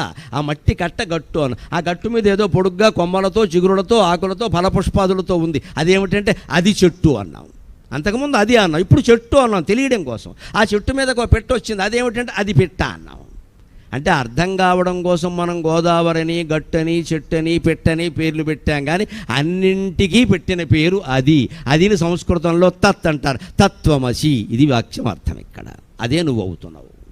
ఎంత సులభంగా ఉందండి. సులభమైన ఉదాహరణలతో చెప్పుకుంటే సులభంగా. ఇప్పుడు ఏమవుతుంది? గోదావరి గట్టుంది, గట్టు మీద చెట్టు ఉంది, చెట్టు మీద పెట్టుంది. పెట్ట మనసులో ఏముంది? సినిమా పాట కూడా వేదాంతమే. అర్థమైతే సినిమా పాట కూడా వేదాంతమే. అర్థం కాకపోతే సామవేదమైనా ఒకటే. మనం అర్థం చేసుకోవడంలో ఉందంత. మహావాక్యగూఢం. ఆ మహావాక్యాల అర్థం తెలుసుకుంటే చెట్టైనా, పొట్టైనా, పెట్టైనా, గోడైనా అది అయినప్పుడు, అదే నేనైనప్పుడు ఇంకెక్కడికి వెళ్ళాలి? ఏం చూడాలి? న కుర్యాత్ న విజానీయాత్ సర్వం బ్రహ్మేత్యనుస్మరన్ యథా సుఖం తథా తిష్టేత్ ఇది వేదాంత డిండిమక అని డిండిమ స్తోత్రంలో శంకరాచార్య చెప్పినట్టుగా చేయవలసిన పని లేదు, తెలుసుకోవలసిన విషయము లేదు. ఎక్కడున్నామో అక్కడ అద్వైత భావనతో, సర్వం బ్రహ్మమయమైన భావనతో ఉండడమే సుబ్రహ్మణ్య తత్వం. మయూరాధిరూఢం మహావాక్యగూఢం మనోహారిదేకం మగచిత్తకేకం. మనోహరమైన దేకం. మన హిందూ దేవతల్లో ఓ గొప్పతనం ఏమిటంటే, మీరు రాముణ్ణి చూడండి, కృష్ణుణ్ణి చూడండి, సుబ్రహ్మణ్య స్వామిని చూడండి, పెద్ద పొట్టతో తొండంతో ఉన్న వినాయకుడిని కూడా చూడండి. అందరూ చాలా అందంగా ఉంటారండి. అందరూ అందంగా ఉంటారు. పైగా అందరూ నవ్వుతూ ఉంటారు. దేవుడు నవ్వుతూ ఉంటాడు. మనమే ఏడు మోహాలతో ఉంటాం. దైవత్వం పొందాలంటే ముందు నవ్వడం నేర్చుకోవాలి. చిరునవ్వు ఒక్కటి నేర్చుకుంటే శ్రీ మహావిష్ణువు దర్శనం అయిపోయినట్టే. ఏమున్నా సరే నవ్వే, అంతే లెక్క. ఏదైనా రాని వీలైనంత వరకు నవ్వుతూనే ఉండాలి. మహాదుఖం ఏదైనా కమ్మేస్తే తప్పితే వీలైనంత వరకు నవ్వుతూనే ఉండాలి. ఇంటికి ఎవరన్నా వచ్చారు, ఎలా ఉంది మీ ఆరోగ్యం అన్నారు, నవ్వు నవ్వండి, 5 నిమిషాల్లో పోతాడు అక్కడి నుంచి. మనం అలా చేయంగా ఈ మధ్య మోకాళ్ళ నొప్పులోను సాగదీశాడు వాడు. 1 గంట సాగదీశాడు. పైగా అప్పటికి 2 సార్లు కాఫీ తాగాడు. ఇదో దండగా. ఇంకా ఆయన ఏం చేస్తాడు? ఏం చెప్పకపోతే బాగుండదని కడప దక్కిన గడపలో ఒక ఆయన ఉన్నాడు, చచ్చిపోవాలి ఇప్పుడు అక్కడికి వెళ్ళాక. ఇంట్లోంచి కథల్లో గడుతుంటే కడప వెళ్ళాలి వీడికి. వాడికి తోచిన వైద్యం ఏదో చెబుతాడు. ఇక్కడ మనం అల్లోపతి వాడుతున్నాం, వాడు హోమియోపతి అంటాడు, ఇంకోటి వచ్చి హోమియోపతి అంటాడు, ఇంకోటి వచ్చి పరపతి అంటాడు. దేనికి వచ్చిన గొడవ ఇది? ఇప్పుడు వాడుతున్న సరిపోలేదా? నీకు నమ్మకం ఉంటే అది తగ్గదా? అలోపతి మీద నమ్మకం లేదా? డాక్టర్ గారిని పట్టుకున్నాం కదా చెప్తున్నారు, ఆయన్నే అడగాలి. ప్రతి వాడి దగ్గర మన అనారోగ్యాలన్నీ ఎందుకంటే మన దిక్కుమాలన్న బతుక్కండి, మరోలా అనుకోవద్దు. సానుభూతి బతుకులండి మనవన్నీ. సానుభూతి. ఎంతసేపు సింపతి కావాలి. ఎవరైనా కనపడగానే కష్టాలన్నీ చెప్పడమే దరిద్రపు లక్షణం అంటారు. లోకంలో అసూయపడే విధంగా మనం బతకాలమ్మా. సానుభూతి ఆశించకూడదు ఎవరి నుంచి. అసూయపడే విధంగా మనం బతకాలి. మనని చూస్తే ఇంత అందంగా ఉన్నాడు ఏమిటి, ఇంత వైభవంగా ఉన్నాడు ఏమిటి, ఇంత ధైర్యంగా ఉన్నాడు ఏమిటి అనుకోవాలి. కానీ ఈ మధ్యని ఇలా అయిపోయాడు ఏమిటి అనుకోకూడదమ్మా. అనుకునేలా బతకద్దు. ఆ బతకడం కంటే పోవడం మంచిది. ఏమిటి వీడి సానుభూతి మనకి ఇక్కడ? వీడు వచ్చి మన అడిగేది ఏమిటి? ఎలా ఉన్నాం? బాగానే ఉన్నాం, బ్రహ్మాండంగా ఉన్నాం, నీకేమన్నా ప్రాబ్లం ఉంటే చెప్పు, తీసేస్తాం. మనం అవకాశం ఇవ్వకూడదు మాట్లాడడానికి. పిల్లల గురించి కానీ మన గురించి కానీ అడగని విషయాలు ఏవి చెప్పొద్దు. పిల్లాడిని పరిచయం చేసే మా పెద్ద అబ్బాయి అన్నాం అంతే, ఇంకా పెళ్ళి అవ్వలేదు, నేను అడగలేదు ఆ విషయం. వాడు చచ్చిపోతాడు, మళ్ళీ కనపడ్డా అక్కడ. మా నాన్న నన్ను చూపించినప్పుడల్లా పెళ్ళి అవ్వలేదు అంటున్నాడు, నా పరువు పోతుంది అంటాడు. వాడికి ఎవడో పెళ్లి కాని ప్రసాద్ అని పేరెడతాడు. ఇదికి వచ్చిన గొడవ. పోనీ వీడేమైనా సంబంధాలు చూపిస్తాడా? ఏ పెళ్ళిళ్ళ పేరయ్యో మ్యాట్రిమోనీ వాడో వస్తే చెప్పు, ఉపయోగం అందరికీ ఎందుకండి? మీ అమ్మాయి బాగా చదువుకుంటుందా అన్నీ బాగానే ఉన్నాయండి, లెక్కల్లో మార్కులు తక్కువ వస్తాయి. ఇవి వచ్చినప్పుడు లెక్కల మాస్టర్ కాదు కదా, నీకు ఎందుకు గొడవ? ఇలా ప్రతిదీ బయటం ఏంటండి? ఇంకా అమ్మాయి బయటికి రాదు. ఇంకా నాకు అన్నీ బాగా వచ్చాయి, ఒక్క మ్యాథ్స్లో తక్కువ వచ్చాయని మా అమ్మ నా పరువు తీసేస్తుంది అనుకుంటుంది. ఇక్కడ అంత సమస్య ఉంటే అమ్మాయితోనే మాట్లాడు, లేదా మాస్టర్తో మాట్లాడు, ఊళ్ళో వాళ్ళందరితో దేనికి? అసలు సమస్య ఎవరితో ఉందో వాళ్ళతో మాట్లాడమండి. మనకున్న జబ్బు ఇదే. ఊళ్ళో అందరితో మాట్లాడతాం. ఇక్కడ ఎవరింటికి వస్తే వాడితో సోది. ఇలా ఉన్నంతకాలం మనకేం అర్థం కాదు. దేవతలు ఎప్పుడూ నవ్వుతూ ఉంటారు, దేవతలు ఎప్పుడూ అందంగా ఉంటారు. మీరు హిందూ దేవతల విగ్రహాలు మీ పూజామందిరంలో పెట్టుకున్నారే, వాటికి దయచేసి పువ్వులు పెట్టి ఆకులు పెట్టి నానా గొడవ చేయకుండా శుభ్రంగా తుడిచి ఓసారి కళ్ళారా చూడండి. పైనుంచి కిందికి చూడండి, నఖశిఖ పర్యంతం చూడండి. సుబ్రహ్మణ్య స్వామి 6 ముఖాలు చూడండి, ఆయన చేతిలో ఉన్న శక్తి అనేటువంటి బల్యాన్ని చూడండి, ఆయన పాదాలు చూడండి. సమస్తమైన దుఃఖాలు పోతాయమ్మా, అమితానందం కలుగుతుంది. దేవతార్చన అంటే అది. తోమేయడం పావేయడం కాదు. ఇక్కడ దాన్ని అంతా బొట్లు ఎట్టేసి, పుస్తకాలు అక్కడేమో ఆకులు పెట్టేసి, పువ్వులు పెట్టేసి, ఆయన సుబ్రహ్మణ్యమో సుబ్బారావో తెలియకుండా చేసేయడం. అక్కడ ఆ దేవుడు ఎవరో మళ్ళీ ఎవరో చెప్పాలి, మనకి తెలియదు. ఇక్కడ ఇక నువ్వు బల్యానికి కూడా ఏదో చుట్టేసావు కనపడకుండా, ఇంకేం కనపడింది? సమస్త వైభవాలు చేసిన తిరుపతిలో గురువారం నాడు నిజరూప దర్శనం చేయిస్తారండి. ఆ రోజు పోటెత్తిపోతారు మొత్తం. ముఖ్యంగా ఎవరుంటారో తెలుసు, ఆ రోజు నాకు అక్కడ పనిచేసేవాడే చెప్పాడు, టీటీడీ ఉద్యోగులంతా గురువారమే పెడతారట. గురువారం తప్పు చేసిన వాడు గురువారం వెళ్ళడానికి భయపడతాడు. నాకు ఇక్కడ ఉద్యోగి చెప్పాడు స్వయంగా. అవినీతికి పాల్పడినవాడు టీటీడీ ఉద్యోగి గురువారం దర్శనానికి వెళ్ళట. ఎందుకంటే నిజరూప దర్శనం, అక్కడ ఆభరణాలు ఉండవు, మామూలుగా ఉంటాడు. చూస్తామో అంటుకుపోతానేమో అని భయం, ఎదవకు తప్పు చేశాడు కదా, మరి కనీసం అదోడు ఇచ్చాడు అవకాశం వెంకటేశ్వర స్వామి. అంటే నిజ రూపంలోనే అంతా ఉందని అర్థమైంది కదా. అందుకే మనోహారి దేహం, సుబ్రహ్మణ్య స్వామి దేహాన్ని చూడండి, వెనకాల ఉన్న బొమ్మ ఇంత అందంగా ఉంటే నిజంగా మనం మనస్సులో దర్శించగలిగితే, స్వామి దర్శనం ఇస్తే తేరుకోగలవా? ఇంక వేరే పని చేస్తావా? ఇంతకీ ఆ మనోహరమైన దేహం ఎక్కడుందట? శంకరాచార్య స్వామి చెబుతున్నారు, మనోహారి దేహం మగత్ చిత్తగేహం. నిరంతరం ధ్యానం చేసే మహానుభావులు ఉంటారే, వారి మనస్సులోనే ఆ దేహం ఉంది అని చెప్పాడు. అంటే ఇప్పుడు ఆ దేహాన్ని స్వాధీనం చేసుకోవడం నీ చేత అవుతుంది, నీ వల్ల అవుతుంది. నువ్వు ధ్యానం చేస్తే అవుతుంది. సుబ్రహ్మణ్యాయ నమః అనే మంత్రాన్ని జపిస్తే అవుతుంది. నమ శివాయ నమో నారాయణాయ నమో నారాయణాయ శ్రీమాత్రే నమః ఇలా ఏదో ఒక నామాన్ని నిరంతరం స్మరిస్తూ ఉంటే ఆ మనోహారి దేహం మన చిత్తగేహం మన మనస్సులోనే ఉంటుంది, ఎక్కడికి వెళ్ళక్కల. అంత తేలిగ్గా భగవంతుడిని స్వాధీనం చేసుకోవచ్చు. భగవంతుడిని మన మనస్సులో పెట్టుకున్నాక ఇక మన ఇంట్లో అశుభం జరిగే అవకాశం లేదమ్మా. వైకుంఠంలోనూ కైలాసాల్లోనూ అశుభాలు జరగవు. మన ఇంట్లో కూడా జరగకుండా ఉండాలంటే పూజలు పెంచేయడం, అభిషేకాలు పెంచేయడం, అర్చనలు పెంచేయడం కాదు, జపం పెంచాలి, ధ్యానం పెంచాలి. పనికిమాలిన మాటలు, పనికిమాలిన పనులు, పనికిమాలిన ఆలోచనలు మానేయాలి. ఎవరన్నా వస్తామంటే అత్యవసరం వేస్తే రమ్మనాలి, లేకపోతే మాకు ఖాళీ లేదని చెప్పాలి. రా, నేను కూడా ఖాళీగా ఉన్నా, ఇద్దరు కలిసి పావుకోండి ఇక్కడ 3 గంటలు. ఇక్కడ ఏమిటో ఈ మధ్య తోచడం లేదు, అదో జబ్బు, డాక్టర్కి చూపించుకోవాలి. ఎందుకు తోచడం లేదు? రామకృష్ణ అనడానికి నోరు రాదు, అందుకే తోచట్లేదు. అయితే ఈ దిక్కుమాలిన ఫోన్ ఒకటి పట్టుకుని కెలకడం, ఇక్కడ తోచక మనకు తోచకపోవడంతో పాటు ఇంకోటికి కూడా తోచకుండా చేయడం. ఇక్కడ వాడికి ఫోన్ చేయడం, బాగున్నావా అన్న, దేనికి? ఇక్కడ వాడితో మాట్లాడే పని ఏంటి అసలు నీకు? కాలక్షేపం అండి, కాలక్షేపం. ఎవడో 100 వాట్సాప్లు పంపిస్తాడు, అవన్నీ చూడాలా? నీకు అవసరమా? ఇందాకే ఓ పెద్ద మనిషి ఎవరో మీ వాట్సాప్ నెంబర్ చెప్పండి, నాకు లేదు పో అని రాశాను సమాధానం. నేను లేదు, ఉండదు, కాబట్టి హాయిగా మాట్లాడగలుగుతున్నాను. ఉండదు, నాకున్నది చాలా చిన్న ఫోన్, ఇది 2000, ఇది పోతే మళ్ళీ 2000 ఇంటే కొంటాను నేను. ఇందులో ఏం ఉండవు, ఆన్ ఆఫ్ తప్ప. అది కూడా అప్పుడప్పుడు పనిచేయదు, నేను సంతోషంగా ఉంటాను, ఎవడు ఫోన్ చేయడు, గొడవలేదు. ఎందుకు పని చేయాలండి? ఇన్ని కార్యక్రమాలుండి దేశ విదేశాలన్నీ తిరుగుతున్న నాకే 2000 ఫోన్ మించలేదే. ఇవాళ 2 ఏళ్ల పిల్లాడికి కూడా 30,000 ఫోన్. ఇక్కడ దాని అస్తమానం కెలకడం, ఇక్కడ బుర్ర ఎందుకు బాగుంటుందండి? కాస్త దానికి విశ్రాంతి ఇవ్వలేమా? రోజుకో గంట మించి చూడొద్దనో నియమం పెట్టుకోలేమా? చూడొచ్చు, నియమం 1 గంట పెట్టుకోండి, పొద్దున్నో సాయంత్రం. మీకు మిగిలిన 23 గంటలకు కట్టేయండి దాన్ని. ప్రపంచంలో ఎవ్వడు నాతో మాట్లాడాలన్నా ఒక్కటే నియమమా, నేను ఎవ్వరికి మినహాయింపులు 4 to 5 నో క్వశ్చన్ ఆఫ్. 4 నుంచి 5లోగా మాట్లాడలేదు, నేను మాట్లాడాను, కట్టేయడమే ఫోను. 4 నుంచి 5 ఆన్ అయి ఉంటుంది నా ఫోన్. ఎవరు మాట్లాడినా అంతే, ఎవరైనా మాట్లాడచ్చు, ఎవరైనా నేను జవాబిస్తా. అందులో ఏమి భేదభావం లేదు. నాకు అనవసరం, వారు అడిగింది నాకు తెలిస్తే చెబుతా, లేకపోతే నమస్కారం తెలియదని చెబుతా. ఎంతటి వాడైనా సరే, ఎవరైనా సరే. ఎందుకంటే నాకు భగవంతుడి జ్ఞానం వైరాగ్యం తప్ప నాకు ఇంకో కోరిక లేదు. పిలిచారు, వచ్చాను, మాట్లాడుతున్నాను అంతే. మళ్ళీ పిలవాలి, 10 రోజులు చెప్పాలి, ఈ గొడవ లేదండి. నేను చెప్పను, అవసరం లేదు, ఉన్నది చాలు. ఈ జ్ఞానం నేను పొందినప్పుడు మీకు చెప్పి నాకు ఉపయోగం ఏంటి? ఇక్కడ నేను ధ్యానం చేసుకోవాలగా, అంటే నాకు సమయం ఉండాలగా. అవసరమైన వారు పిలుస్తారు, మనకు అవకాశం ఉంటే పెడతాను, లేకపోతే లేదు. ఈ తెగింపుకు రావాలమ్మా. 64కు నేను వచ్చా, 74 కూడా మీరు రాకపోతే నేనేం చేయను ఇక్కడ. ఆ తెగింపుకు రావాలి. వదిలించుకున్నంత సుఖం లేదు, తగిలించుకున్నంత దుఃఖం లేదు. దయచేసి గ్రహించండి. ఎన్ని వదిలేస్తే అంత మంచిది, ఎన్ని వదిలేస్తే అంత మంచిది, ఎన్ని విషయాలు వదిలేస్తే అంత మంచిది, ఎన్ని మాటలు వదిలేస్తే అంత మంచిది, ఎన్ని పనులు వదిలేస్తే అంత మంచిది, ఎన్ని ఆలోచనలు వదిలేస్తే అంత మంచిది. ఇంకా మా హ్యూమన్ రిలేషన్స్, మానవ ఎందుకు దేనికి పని లేక హ్యూమన్ ఎవడున్నాడు ఇక్కడ? రేపు పొద్దున వెళ్ళిపోతే దిక్కేంటి ఇక్కడ?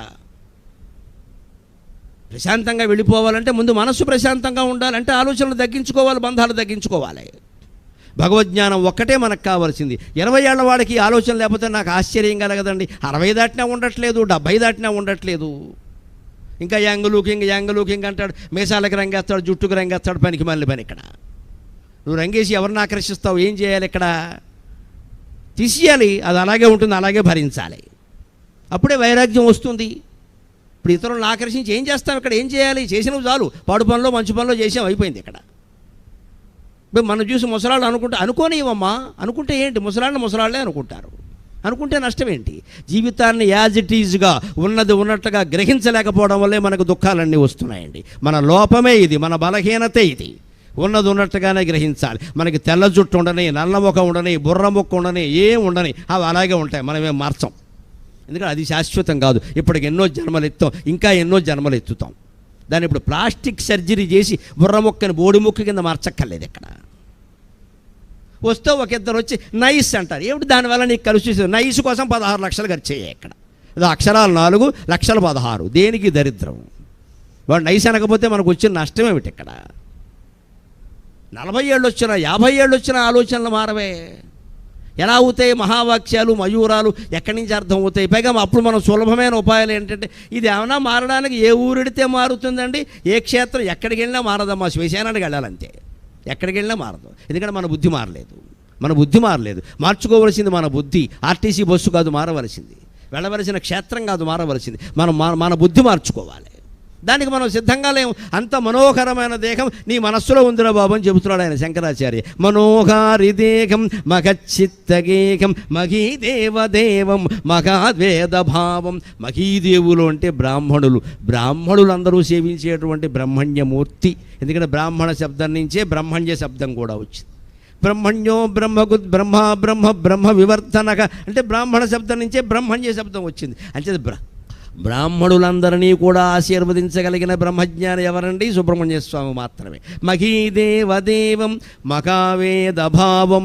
నువ్వు 4 వేదాలు చదివినా, ఎంత బ్రాహ్మణుడివైనా అంతిమంగా గ్రహించవలసింది ఏమిటి అంటే భగవంతుడిని మనస్సులో ధ్యానించడం. ఇంతకు మించి ఏం లేదు. ఇక్కడ ఎన్ని చదివినా ఒకటే, చదవకపోయినా ఒకటే. అంతిమంగా సాధించవలసింది అదే. అందుకని చదవలసిన వాళ్ళు ఎవరో చదువుతారు, వాటికి వారు ప్రతినిధులుగా ఉన్నారు, వారు ఆ సంస్కృతిని కాపాడుతున్నారు, వారికి నమస్కారం. మనం అందరం చదవలేదని బాధపడక్కల్లా, చదవడానికి ఎగబడక్కల్లా. ఎన్ని వేదాలు చదివినా చివరికి సాధించవలసింది ఏమిటి? లలితా సహస్రమే ప్రమాణం. శృతి సీమంత సింధూరీకృత పాదాబ్జధూళిక సకలాగమ సందోహ సుక్తి సంపుట మౌక్తిక. వేదమాత ఒక స్త్రీ అయితే ఆవిడ పాపట సింధూరంలో ఉండే ఎర్రటి రజస్సు, ఎర్రటి పొడి ఏమిటి అంటే అమ్మవారి పాదధూళి అన్నారు.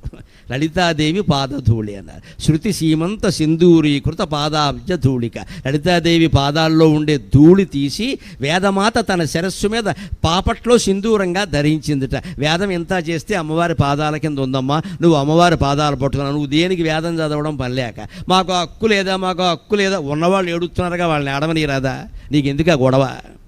వాళ్ళు ఏమైనా సుఖంగా ఉన్నారా? వాళ్ళకి ఏమైనా అర్థమైపోయిందా? మనకేమైనా అర్థం కాలేదా? హక్కుల కోసం పోరాటమే తప్పితే ఏం చేస్తాను చదివి? అని ఆలోచన చేయాలి. అప్పుడు చదువు. నిజంగా అంత తపన ఉంటే అప్పుడు చదువు. మహావేదభావం, అంతేకాదు మహాదేవ బాలం భజే లోకపాలం. ఇంతటి పెద్ద ఆయన, ఇంతటి గొప్ప ఆయన మహాదేవుడి చేతిలో బాలుడు. అక్కడ ఆడుకుంటూ ఉంటే రా సుబ్బారావు అనే పిలుస్తాడు శివుడు కూడా. వచ్చి చక్కగా శివుడు ఒళ్ళో కూర్చుంటాడు. అంతేకాదు 6 రోజుల వయస్సులోనే తారకాసురుణ్ణి వధించిన మహానుభావుడు. బాలుడుగానే చేశాడు ఆయన పని 6 రోజులు. ఎందుకంటే ఒక్కొక్క చేతస్థం, ఒక్కొక్క మూర్ఖత్వం ఉంటుంది. రావణాసురుడు నాకు నరులు వానరుల చేతుల్లో మరణం వద్దన్నాడు. వాడు అందుకే నరవానరులే వెళ్ళి చంపి, వాడు తప్ప వేరే వాళ్ళ చేతుల్లో మరణం వద్దన్నాడు. నరవానరులే సంహరించారు. శుంభనిశుంభులు ఉన్నారు. ఆడాళ్ళు ఏం చేస్తారండి, మమ్మల్ని ఆడాళ్ళు తప్ప ఎవరు చంపినా పర్వాలేదు అన్నారు. అమ్మవారిని పిలిచారు, ఆవిడ వేసేసిందో దెబ్బ అయిపోయింది. నువ్వు ఎవరిని రోకు చేయడానికి వీల్లేదు. అలాగే తారకాసురుడు కోరిన వరం ఏమిటంటే పసిపిల్లల్ని మినహాయించి ఇంకెవరి చేత నాకు చావు లేకుండా చూడండి అన్నాడు. నీ జబ్బు ఇలా ఉందా అన్నాడు బ్రహ్మదేవుడు. పసిపిల్లాన్ని పుట్టించారు, అయిపోయింది. 6 రోజుల వయస్సు, 6 ఏళ్ళు కాదు 6 రోజుల వయస్సు. కృత్తికలు పాలిచ్చాయి గాంగేయం వన్హి గర్భం. మీ కరపత్రంలో రాశారు, శ్లోకం చూసుకోండి. గంగానది భరించింది శివతేజస్సుని, అగ్ని భరించింది శరవణభవం, రెల్లుగడ్డి భరించింది. ఇన్ని భరించి తయారు చేసిన తేజస్సు సుబ్రహ్మణ్య స్వామి అంటే ఆ కృత్తికా నక్షత్ర సముదాయం 6 సముదాయం ఆయనకి పాలిచ్చింది. అంటే ఇలా స్త్రీ రూపంలో కిందకొచ్చి స్తన్యం ఇచ్చింది అని ఆలోచించకుండా దయచేసి, పిచ్చి నమ్మకం అంటారు దాన్ని. ఆ కృత్తికా నక్షత్ర కాంతి ఈ రెల్లుగడ్డిలో ఉన్న శిశువు మీద ప్రసరించింది. దాన్ని అలా చెప్పారు. కృత్తికా దేవతలు పాలిచ్చాయి. పాలివ్వడం అంటే ఏమిటి? పోషక విలువ, అంతే కదా. ఎలా అందినా మంచిదే, అది ఎలా అందినా మంచిది. అందుకని ఆ కృత్తికా నక్షత్ర సముదాయం 6 సముదాయం. ఆ 6 సముదాయం కలిపి ఈయనకి పోషక విలువలను అందించి అదే పాలివ్వడం అన్నారు. 6 సముదాయం ఎందుకంటే అందులో అరుంధతి లేవి లేదు. ఆ 6 ఋషి పత్రులు, అదంతా వేరే కథ. దత్తాత్రేయ చరిత్ర సహా వేరే చోట ఉంటుంది. అరుంధతీ దేవి మినహాయించి మిగిలిన 6 ఋషిపత్నులు కృత్తికా నక్షత్ర రూపాలుగా మారి సుబ్రహ్మణ్య స్వామిని పెంచి పోషించారు. అంతటి శక్తిమంతుడై 6 రోజులకే ఆయన మహాశక్తిమంతమైన బల్లాన్ని పట్టుకుని క్రౌంచ పర్వతాన్ని భేదించి తారకాసురుణ్ణి వధించాడు. అది ఆయన జీవిత రహస్యం. అది తెలుసుకుంటే మనకు ఆ బ్రహ్మజ్ఞానం కలుగుతుంది ఖచ్చితంగా. అంటే బ్రహ్మజ్ఞానం పొందడానికి వయస్సుతో నిమిత్తం లేదు. నఖలు వయస్ తేజసో హేతుహు అంటాడు భర్తృగారి. వయస్సుకి ప్రతిభకి సంబంధం లేదన్నాడు. ఎందుకంటే చిన్నపిల్లలు కూడా మహత్తరమైన ప్రతిభ చూపించడం మనం చూస్తున్నాం లోకంలో. అది జన్మాంతర సుకృతం. వారికి జన్మాంతరంలో ఆ సేవ చేశారు, అందుకే అది వచ్చింది. వాళ్ళని కాస్త ఆ రంగంలో వృద్ధి చేస్తే మహానుభావులు అవుతారు. చెయ్యాలంటే ఏం చేయాలో తెలుసా? వాళ్ళని పొగడకూడదు. ఎవరన్నా రాగానే ఆల్బమ్ మొహం మీద బారేసి మా వాడిని ముఖ్యమంత్రి ముద్దెట్టుకున్నాడు, రాష్ట్రపతిని ఎత్తిమి ఎక్కించుకున్నాడు ఎదవ డబ్బాలు కొట్టద్దు ఇక్కడ. అది ప్రమాదం. వాళ్ళకి దిష్టి శని కూడాను. అందులో ఆ కుర్రాడు ఉండగా అసలే చేయకూడదు ఆ పని. కాస్త పాట పాడగానే ఇంకా వాడు బాలసుబ్రహ్మణ్యాన్ని మించిపోయినట్టే.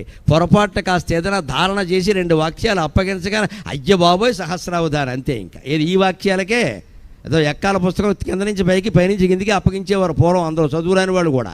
ఇది పెద్ద విషయమా? బాల ప్రతిభ, చైల్డ్ ప్రాడజీ అని వాళ్ళని చెడగొడుతున్నామండి మనం బిరుదులు ఇచ్చి. పిల్లలకి బిరుదులు ఇవ్వనివ్వకూడదు. ఎక్కడైనా ప్రదర్శన చేసినా సరే బిరుదు ఇస్తామంటే వద్దని చెప్పాలి. డబ్బులు ఇవ్వనండి, బిరుదు ఇవ్వద్దని చెప్పండి. ఆశీర్వచనం ఇవ్వమనండి. ఇతనే అందరికీ నమస్కారం చేయాలి, ఆశీర్వచనం తీసుకోవాలి, బిరుదులు ఇవ్వద్దు. ఇలా పాట పాడగానే బాల సరస్వతి, మరి రేపొద్దున వృద్ధపార్వతి అయిపోతుంది ఈవిడ. ఇంకా ఆవిడ ఏమంటే సరస్వతినే అయిపోయింది. సింహాసనం వేసుకుని కూర్చో, వీణ వాయించుకుంటూ కచేరీలు లేవు ఇక్కడ. కష్టపడరు. తల్లిదండ్రులు ముఖ్యంగా ఎప్పుడూ పొగడకూడదు. నపుత్రం నకదాచన అన్నారు. కుమారుణ్ణి కానీ కుమార్తెలు కానీ తల్లిదండ్రుల నోట ప్రశంస వాక్యం వచ్చిందంటే వాడికి ఆయుష్యాణం అని చెప్పారు. ఎప్పుడు నువ్వు ఇంకా వృద్ధిలోకి రావాలి, కంగారు పడకని చెబుతూనే ఉండాలి, తప్పదది. లేకపోతే వాళ్ళు పొగరెక్కిపోతారు ఇక్కడ. ఇప్పుడు 10వ తరగతిలో ర్యాంక్ వస్తే రేపు పొద్దున ఇంటర్మీడియట్లో ఐఐటీకి వెళ్ళి ఆత్మహత్య చేసుకుంటాడమ్మా. చూసుకోండి, చేసుకుంటాం వాళ్ళు. మన ఇంటర్మీడియట్ ర్యాంక్కి, ఎంసెట్ ర్యాంక్కి ఇంత ప్రాధాన్యం ఇచ్చి పార్టీలు ఇస్తే వీళ్ళు ఐఐటీలో వెళ్ళి ఖరగపూర్లోనూ మద్రాసు ఐఐటీలో ఆత్మహత్యలు చేసుకుంటున్నారండి. వీడు ఇంత ర్యాంక్ వాడు ఆత్మహత్య చేసుకోవడం బుద్ధి ఉందా? ఏమైనా చదివాడా? అసలు చదువు ఏమైనా ఎక్కిందా? ఎందుకని అన్నీ నేర్పారు, మనోధైర్యం నేర్పలా. ఆ మనోధైర్యం ఒక్క ఆధ్యాత్మికత వల్ల మాత్రమే వస్తుంది, మరో దాని వల్ల రాదు ఖచ్చితంగా. అందుకని చెబుతున్నాడు మహాదేవ బాలం. ఇంతటి వాడు మహాదేవుడికి బాలుడే, భజే లోకపాలం, లోకాలన్నీ పాలించేది ఆయనే. ఆయన సముద్ర తీరంలో ఉంటాడు కదా. ఆ సముద్ర తీరంలో ఉండడంలో రహస్యం ఏమిటో చెబుతున్నారు శంకరాచార్య. యదా సన్నిధానం గతామానవామే భవాబ్ధే భవాంభోధిపారం గతాస్తే తదైవ ఇతి వ్యంజయన్ సింధుతీరేయాస్తే ఇతి వ్యంజయన్ సింధుతీరేయాస్తే తమీడే పవిత్రం పురారాతిపుత్రం తమీడే పవిత్రం పురారాతిపుత్రం. పురారాతిపుత్రుడు త్రిపురాసుల సంహారం చేసిన పరమశివుని యొక్క పుత్రుడైన సుబ్రహ్మణ్య స్వామి సముద్ర తీరంలో వెలిశాట. మోపిదేవి మొదలైన క్షేత్రాల్లో, వడపళని మొదలైన క్షేత్రాల్లో. ఎందుకు వెలిశాడు అంటే దానికి అర్థం చెబుతున్నారు ఇక్కడ. భగవంతుడు ఎక్కడ వెలుస్తాడు, ఎందుకు వెలుస్తాడు? ఏ పవిత్రత ఆయనకు అవసరం లేదండి. ప్రపంచంలో ఎక్కడైనా ఆవిర్భవింపగలడు, ఆయన ఇష్టం. ప్రపంచం అంతా ఆయనది. కానీ ఎక్కడ ఒక ఋషి తపస్సు చేస్తాడో అక్కడ వెలుస్తాడు. ఎందుకంటే ఆ ఋషి కోరాడు. ఆయనకి ప్రత్యక్షమై అమ్మవారు, ఏరా అబ్బాయి ఎందుకు తపస్సు చేశావు అంటే, నువ్వు శాకంభరీదేవి రూపంలో ఇక్కడ వెలవమ్మా అని ఋషి కోరాడు. మతంగ మహర్షి కోరాడు, అందుకే మాతంగీదేవి ఆవిర్భవించింది. భృగు మహర్షి కోరాడు, అందుకే మా రమ లోకజనని భార్గవి మంగళదేవత అమ్మవారు లక్ష్మీదేవి ఆవిర్భవించింది. భృగు మహర్షి ఇంట్లో ఆవిడ్ని భార్గవి అంటారు. ఎందుకు? భృగు మహర్షి అడిగాడు. మహర్షులు అడిగితే దేవతలు వాళ్ళ ఇంట్లో ఆవిర్భవించారమ్మా, మన ఇంట్లో పుట్టరా, మనం ఏమైనా పాపాత్ములమా ఇక్కడ? మనం అడగచ్చు. కూతురు కడుపుతూ ఉంటే, కోడలు కడుపుతూ ఉంటే మీ ఇంట్లో పూజామందిరంలో అమ్మవారిని పుట్టమని అడగండి, సుబ్రహ్మణ్య స్వామిని పుట్టమని అడగండి. అంతేగాని మా వంశ ప్రతిష్ఠ నిలబెట్టాడు. బోడి వంశం అందేం సూర్యవంశం చంద్రవంశం కాదు ఇక్కడ. ఇది స్వార్థం. మళ్ళీ ఇక్కడ ఏమిటి ఈ వంశం, ఇక్కడ బోడి నీ ఆస్తి, ఇంతేనా? దేవతలు పుట్టాలని కోరుకోవాలి, మన కోరికలు కూడా కోరడం చేత కాదు. దిక్కుమాలిన కోరికలన్నీ కోరడం ఇక్కడ. ఆ కోరేది ఏదో పై స్థాయి కోరదా, బాగా ఇచ్చే దాత దొరికినప్పుడు ₹1 కోటి ఇమ్మని అడగాలి. కానీ ఈ పూటకి ₹2 ఇవ్వండి అంటే ఏంటా దరిద్రం, ఏదో ₹2 వాడేందుకు? భగవంతుడిని ఏం అడగాలి? మోక్షం అడగాలి, జ్ఞానం అడగాలి. నువ్వే మా కడుపున పుట్టవయ్యా అని అడగాలి. ఈ తర్వాత ఆయన చూసుకుంటాడు. అందుకని కోడలైనా కూతురైనా కడుపుతో ఉంటే అత్తగారు లేదా తల్లి పూజామందిరంలోకి వచ్చిన, అమ్మా నువ్వు మా అమ్మాయి కడుపున పుట్టు, మా కోడలు కడుపున పుట్టు, లేకపోతే రామచంద్రమూర్తిని మా అబ్బాయి కడుపున పుట్టు అని కోరాలి. జరిగినా జరగకపోయినా కోరిక బాగుంది కదండి, ఈ సంతోషం మనకు సంతోషంగా ఉంది కదా. ముందు అసలు ఏమో జరగచ్చునేమో, ఏమో గుర్రం ఎగరావచ్చు, ఎవరొద్దన్నారు? భగవంతుడు అలా పుడతాడు, అలా ఆవిర్భవిస్తాడు. ఎక్కడైనా సరే ఆయన ఎందుకు వెలుస్తాడు అంటే ఇందుకే. కానీ కవులు దానికి వ్యాఖ్యానం చేస్తారు. శంకరాచార్య వ్యాఖ్యానం చేస్తున్నారు. సముద్ర తీరంలో ఎందుకున్నాడంటేట, యదా సన్నిధానం గతామానవామే, నా సన్నిధానానికి వచ్చారు అంటే భవాంభోధిపారం గతాస్తే తదైవ, ఏ రోజైతే ప్రత్యేకించి నా దర్శనం కోసం సముద్ర తీరంలో ఉన్న నన్ను చూడడానికి వచ్చారో వారి సంసారం అనే సముద్రాన్ని దాటేసినట్టే లెక్క అన్నట్ట. సంసారాన్ని కూడా సాగరం అంటారు కదా. ఎందుకంటారు? సాగరం అనగానే దుఃఖం అనుకోకండి, పొరపాటు. సాగరంలో కేవలం చెడ్డవి లేవండి, మంచివి కూడా ఉన్నాయి. తక్కువ లేవండి, ఎక్కువ కూడా ఉన్నాయి. నత్తగొల్లలు అన్నీ ఉన్నాయి సముద్రంలో, చేపలు ఉన్నాయి, రత్నాలు మాణిక్యాలు కూడా ఉన్నాయి కదండి సముద్రంలో. క్షీరసాగర మథనం చేశారు కదా. పగడాలు ఉన్నాయి, కోరల్ ఫెర్రీ అంటారు. మొత్తం పగడాల దీవులు సముద్రంలో ఉన్నాయి. ఇప్పటికీ పగడాల దీవులు మనం పెట్టుకునే పగడాలు అక్కడే దొరుకుతున్నాయి. అచ్చమైన పగడం అక్కడే ఉంటుంది, రంగురాళ్ళు ఎక్కడైనా దొరుకుతాయి. అంటే పగడాలు, ముత్యాలు, రత్నాలు, వజ్రాలు, వైడూర్యాలు భూమి అట్టడుగున ఉన్నాయి, సముద్రంలో ఉన్నాయి. అంటే సంసార సాగరం అంటే అర్థం సంసారం దుఃఖమని కాదు. రత్నాలు పగడాలు కూడా ఉన్నాయి, చేపలు తిమింగలాలు కూడా ఉన్నాయి. ఏం చేస్తాం? సంసారంలో దుఃఖాలు ఉన్నాయి, సుఖాలు ఉన్నాయి. అంచేది ఏం చేయాలి? క్షీరసాగరాన్ని మధించినట్టే సంసార జీవితాన్ని మధించాలి. దుఃఖం వచ్చింది ఎలా తీసుకోవాలి, సుఖం వచ్చింది ఎలా తీసుకోవాలి. సుఖం రాగానే ఓ పొంగి బోర్లా పడి పార్టీలు చేయొద్దు. అదే మన డబ్బులు అయిపోవడానికి, అప్పుల పాలవడానికి మూల కారణం. కాస్త ఏదో ఇంట్లో పిల్లకో మనకో ఏదో ఒక శుభం జరగగానే వెంటనే పార్టీ, 10 లక్షలు ఖర్చు ఇక్కడ. పైగా బయట ప్లాస్టిక్ కుప్ప, చెత్త. ఇదేం చేయాలి? పర్యావరణం పాడైంది, రాజమండ్రి అంతా పాడు చేసావు, నీ పరువు పెరిగింది, ఇక్కడ పెద్ద పార్టీ జరిగిందని దేశం నాశనమైంది. పోనీ ఆ తాతగారినో ఈ తాతగారినో అమ్మమ్మనో మామనో పిలవడం, బంధుమిత్రుల్ని పిలవడం, కాస్త కలిసి భోజనం చేయడం, 4 ముక్కలు చెప్పుకోవడం కాదు, ఊళ్ళో అందరినీ పిలవాలి. ఇదే ఈ అనవసరపు ఖర్చులే మానుకోవాలి. ఏం జరిగినా దాన్ని, ఆ సుఖాన్ని ఎలా తీసుకుంటాం మంచిదే, తర్వాత ఏం చేయాలి ఆలోచించుకో. అలాగే దుఃఖం వచ్చింది, ఎవరి దగ్గర చెప్పొద్దు, భార్యాభర్త రాత్రి 4 గంటలకు లేవాలి, తెల్లారకట్ట శుభ్రంగా మొహం కడుక్కుని ఫిల్టర్ కాఫీ తాగేయాలి, ఇద్దరు బాల్కనీలో కూర్చోవాలి, చందమామ కాంతి పడుతూ ఉండాలి. అప్పుడు కూర్చుని ఏం చేద్దామంటావు, అమ్మాయి తప్పటడుగు వేసింది కదా ఏం చేద్దాం అంటే మగాడికి తెలియని ఉపాయం కూడా ఆడది చెప్పేస్తుంది వెంటనే. దాని సంగతి మీకేం తెలుసు, నాకు తెలుసు అని. ప్రాయేణ గృహిణీనేత్రా కన్యార్థేషు కుటుంబిన అంటాడు కాళిదాసు కుమార సంభవంలో అంటాడు. అమ్మాయిల విషయాలు మగాళ్ళకి తెలియదు, ఆడాళ్ళకే బాగా తెలుస్తాయి. అబ్బాయిల విషయాలు మగాళ్ళకి బాగా తెలుస్తాయి. ఎందుకంటే వీడు అమ్మని కాక పట్టేస్తాడు, వీడు అమ్మ అని ఇలా పట్టేసుకుంటే నా కొడుకు శ్రీరామచంద్రమూర్తి అమ్మో బయటికి వెళ్ళి అడుగమ్మ తెలుస్తుంది. ఎక్కడ తండ్రి నేను చెప్పామనుకో నువ్వు అలాగే అంటావులే నాకు తెలుసు మన వాళ్ళ సంగతి ఆయన చూశాడు. మగపిల్లల సంగతులు మగవాళ్ళకి ఎక్కువ తెలుస్తాయి, ఆడపిల్లల సంగతులు తల్లికి ఎక్కువ తెలుస్తాయి. అందుకని ఆడపిల్లతో ఒక సమస్య వస్తే తల్లితో ఆలోచించాలి, ఏం చేద్దాం ఆవిడ నెత్తి మీద భారం పెట్టేయకూడదు, ఆలోచించాలి. అదే జీవితాన్ని తీసుకోవడం అంటే సుఖాన్ని ఎలా తీసుకోవాలి, దుఃఖాన్ని ఎలా తీసుకోవాలి, సమస్యను ఎలా పరిష్కారం చేసుకోవాలి. లేదు ఒక 6 నెలలు కర్మ అయితే అనుభవిద్దాం, మాట్లాడకుండా అనుభవిద్దాం, ఎవరికీ చెప్పొద్దు. తర్వాత ఏం జరగాలో అదే జరుగుతుంది. కాలం ఏది నిర్ణయించిందో అది జరుగుతుందండి. ఇది తేలిక భావానికి రావాలి. ఇదే భవాంబోధిపారం గతాస్తే తదైవ. ఈ జీవితం అనే సాగర తీరానికి వారు చేరినట్టే. సముద్ర తీరంలో ఉన్న నా దగ్గరికి వస్తే సుబ్రహ్మణ్య స్వామి ఎందుకనంటే ఆ విగ్రహాన్ని చూస్తే కాదు, ఇక్కడ బ్రహ్మజ్ఞానం పొందితే అంతా ఒక్కటే అనే జ్ఞానం పొందితే సుఖము దుఃఖము రెండూ ఒకటే. ఏ పిల్లలు మన గుండెల్ని చిన్నతనంలో ఎక్కి గుండెల మీద తంతు ఉంటే అప్పుడే తంతునాడు కూడా నా ముద్దు అడుగులు ఎంత బాగున్నాయో అన్నవాడే రేపు 22 ఏళ్ళు వచ్చాక నిజంగా పెడిమని తంతాడమ్మా ఖచ్చితంగా. ఈ తన్ను తీసుకున్నట్టు ఆ తన్ను తీసుకోవాలి. ఇలా అనుకున్నాం అలా జరిగింది ఏమిటంటే ఇలా అనుకోబట్టే అలా జరిగింది, ఇలా అనుకోకుండా ఉంటే అలా జరిగేది కాదు. చిన్నప్పుడు లీలలన్నింటినీ లీలగానే తీసుకోవాలి. పెద్దయ్యాక ఎలా ఉంటాడో ఎవరికీ తెలియదు. ఆ భావానికి సిద్ధంగా ఉండాలి. అంతేగాని మనం ఇలా పెంచాం కాబట్టి ఇలాగే ఉంటారు అలా జరిగే గ్యారంటీ లేదండి. పిల్లల్ని కన్నాం కానీ వాళ్ళ తలరాతల్ని మనం కనలేదమ్మా. వాడికి దశరథుడు రాముడిని కనేటప్పుడు ఇంట్లో ఉంటాడనే కనాడు, మరి 14 ఏళ్ళు అడవులకు పోయాడు, ఏం చేస్తాడు ఇక్కడ. గౌతమ బుద్ధుడిని శుద్ధోధనుడు కనేటప్పుడు మహారాజుగా ఉండాలని జాతకం చెప్పినా సరే నమ్మకుండా ఓ గదిలో పెట్టి బంధించాడు, అందుకే పరిపేడు బెదరాళ్ళే. ఎవరు చెప్తారు, ఎవరి జాతకాలు ఎవరు చెప్తారు ఇక్కడ.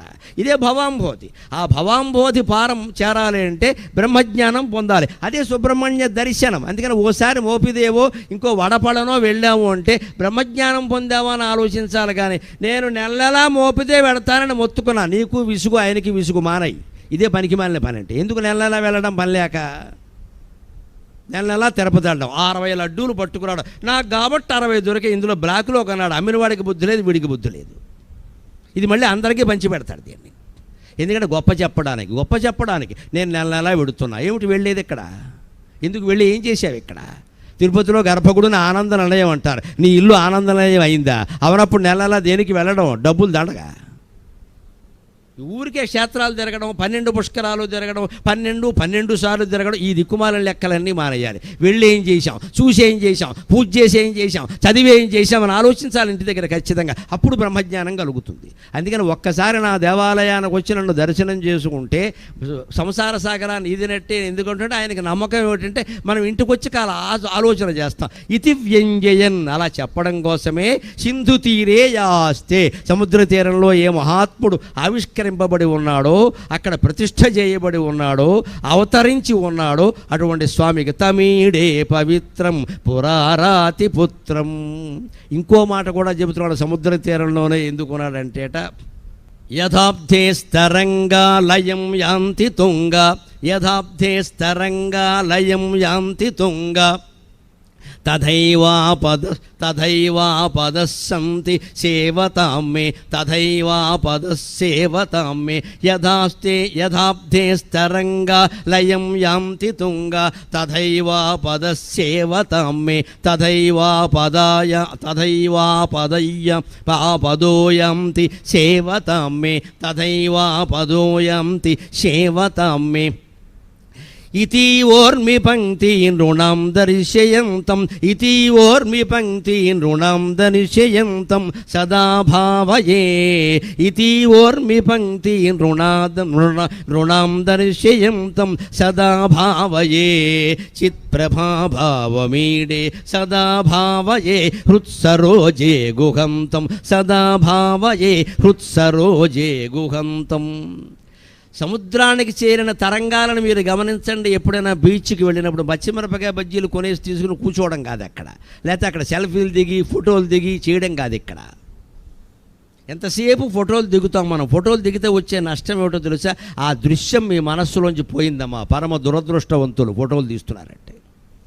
ఒక దృశ్యం మన మనస్సులో ఉండాలంటే ఫోటో తీయకూడదు. ఎప్పుడూ దాన్ని గుర్తు చేసుకుంటే ఉంటుంది. ఎప్పుడు గుర్తొచ్చినా వస్తుంది. ఏ ఆల్బమ్ తిరగెక్కల్లా, ఏ ఫోను కెలకెక్కల్లా నీ మనస్సులో ఉంటే. మన మనస్సులో ఉంచందాను. ఫోటో తీసేసి దాన్ని వెంటనే నొక్కి వాట్సాప్, బొట్టన వేలు చిటికిన వేలు, like dislike, I got 100 likes. దేనికి పని లేక ఇక్కడ అంటే గొప్ప గొప్ప చెప్పుకోవాలి. ప్రతిదీ గొప్ప చెప్పుకోవాలి. నువ్వు ఆస్వాదించేది అనుభవించేది ఏం లేదు ఇక్కడ. గొప్ప చెప్పుకుందుకు ప్రాధాన్యం ఇస్తున్నాం మనం. స్మార్ట్ ఫోన్లు వచ్చాక శ్మశానం అయిపోయింది జీవితం. ఎవడు మెచ్చుకోల కోసం ఎన్ని బొటన వేళ్ళు వచ్చాయని లెక్కెట్టుకొని, అందులో 99 బొటన వేళ్ళు పైకుండి ఒక బొటన వేలు కిందకుంటే మళ్ళీ ఇదో గోల ఇక్కడ. అంటే మొత్తం ప్రపంచంలో అందరూ నిన్ను మెచ్చుకోవాలా? ఒక్కడు కూడా ఏమి అనకూడదా? నీకున్న స్వేచ్ఛ వాడికి లేదా? ఇప్పుడు వాడు అన్నంత మాత్రాన్ని మనం పనికి మాలే వాళ్ళం అయిపోయావా? ఈ పరాయితనం ఏమిటండి బతుకులో? ఈ బానిసత్వం ఏమిటి?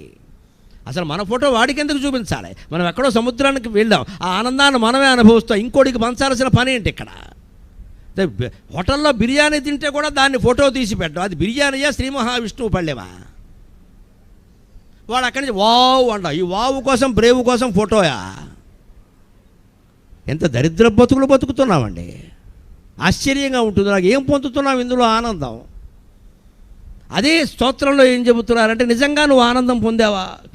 యథా అబ్ధే తరంగా లయం యాంతి తుంగా. అబ్ధి తరంగాలు ఎంత పెద్దగా ఎంత పైకి ఎగసి ఉవ్వెత్తుపడి వచ్చినా సరే చూడవయ్యా, నా గుడి దగ్గరికి వచ్చేసరికి ముడుచుకుపోతున్నాయి, నమస్కారం చేస్తున్నాయి. ఆ సాగర తరంగాలు ఎంత ఎత్తుగా ఉన్నా సరే అవన్నీ ముడుచుకుపోయి మడతలు పడి తీరానికి వచ్చి వంగిపోతున్నాయా లేదా? అదే రకంగా నీ జీవితంలో ఆపదలన్నీ నా మీద ఉండే భక్తి తొలగిస్తుంది. నన్ను నమ్ము అని చెబుతున్నాడు సుబ్రహ్మణ్య స్వామి. ఖచ్చితంగా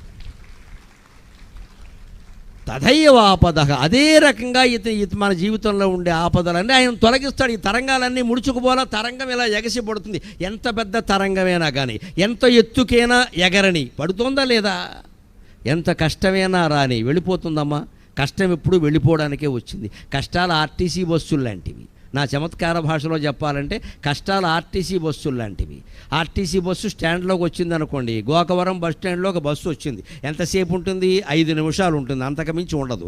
ఉండే బస్సు అయితే డిపోలో ఉంటుంది, స్టాండ్లోకి రాదు. స్టాండ్లోకి వచ్చిందంటే వెళ్ళిపోతుంది, అంతే కదా. మన జీవితంలో కూడా కష్టం వచ్చిందంటే 5 నిమిషాల్లోనో 5 రోజుల్లోనో 5 నెలల్లోనో వెళ్ళిపోతుంది. అది వెళ్ళిపోవడానికి వచ్చింది, అది ఉండడానికి రాలా. అంటే వస్తే సంతోషించాలి. అమ్మయ్య వచ్చేసింది, వెళ్ళిపోతుంది, గొడవలేదు. రాదనుకో, వస్తుందని ఎవరో జాతకం చెప్పేవాడు చెప్పారనుకో, నీకు త్వరలో ఏళ్ళనాడు శని విడుదల, వీడికి 3 నెలల ముందే రోగం వస్తుంది. అందుకే ముందెప్పుడు జాతకాలు అడగకూడదు. అది మంచి వార్త అయితే పర్వాలా, చెడ్డ వార్త అయితే ముందే బెంగట్టుకుంటాం. ఎక్కడ పోనీ మనం జాగ్రత్త తీసుకోవచ్చు. వాళ్ళు ఏం చెబుతారు పాపం చెప్పేవాళ్ళు? 6 నెలల్లో కొంచెం నీకు ప్రమాదం జరిగే అవకాశం ఉందయ్యా, జాగ్రత్తగా ఉన్నప్పుడు జాగ్రత్తగా ఉండాలి. బెంగట్టుకుంటే అలాగా? బెంగట్టుకుంటే అది ముందే వస్తుంది.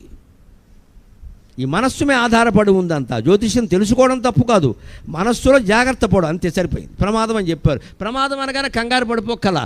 కాలు తెగినా ప్రమాదమే, వేలు తెగినా ప్రమాదమే. వేలు తెగచ్చు కదా, కానీ ఖచ్చితంగా చెబుతున్నా భగవద్భక్తి పట్ల అపారమైన విశ్వాసంతో కాలు పోతుందని జాతకం చెప్పినా సరే సుబ్రహ్మణ్య స్వామి నామాన్ని మానకుండా జపిస్తే చిటికెన వేలు గోరు పోతుందమ్మా, అంతకంటే ఏం కాదు. భక్తి ప్రభావం అంత గొప్పది, భక్తి ప్రభావం అంత గొప్పది. సమస్త మోక్ష సాధన సామగ్రియాం భక్తిరేవ గరీయసి అని చెప్పారు శంకరాచార్య. జీవితాన్ని చక్కదిద్దుకోవడంలో, మోక్షం పొందడంలో భక్తిని మించినటువంటి సాధనమే లేదు.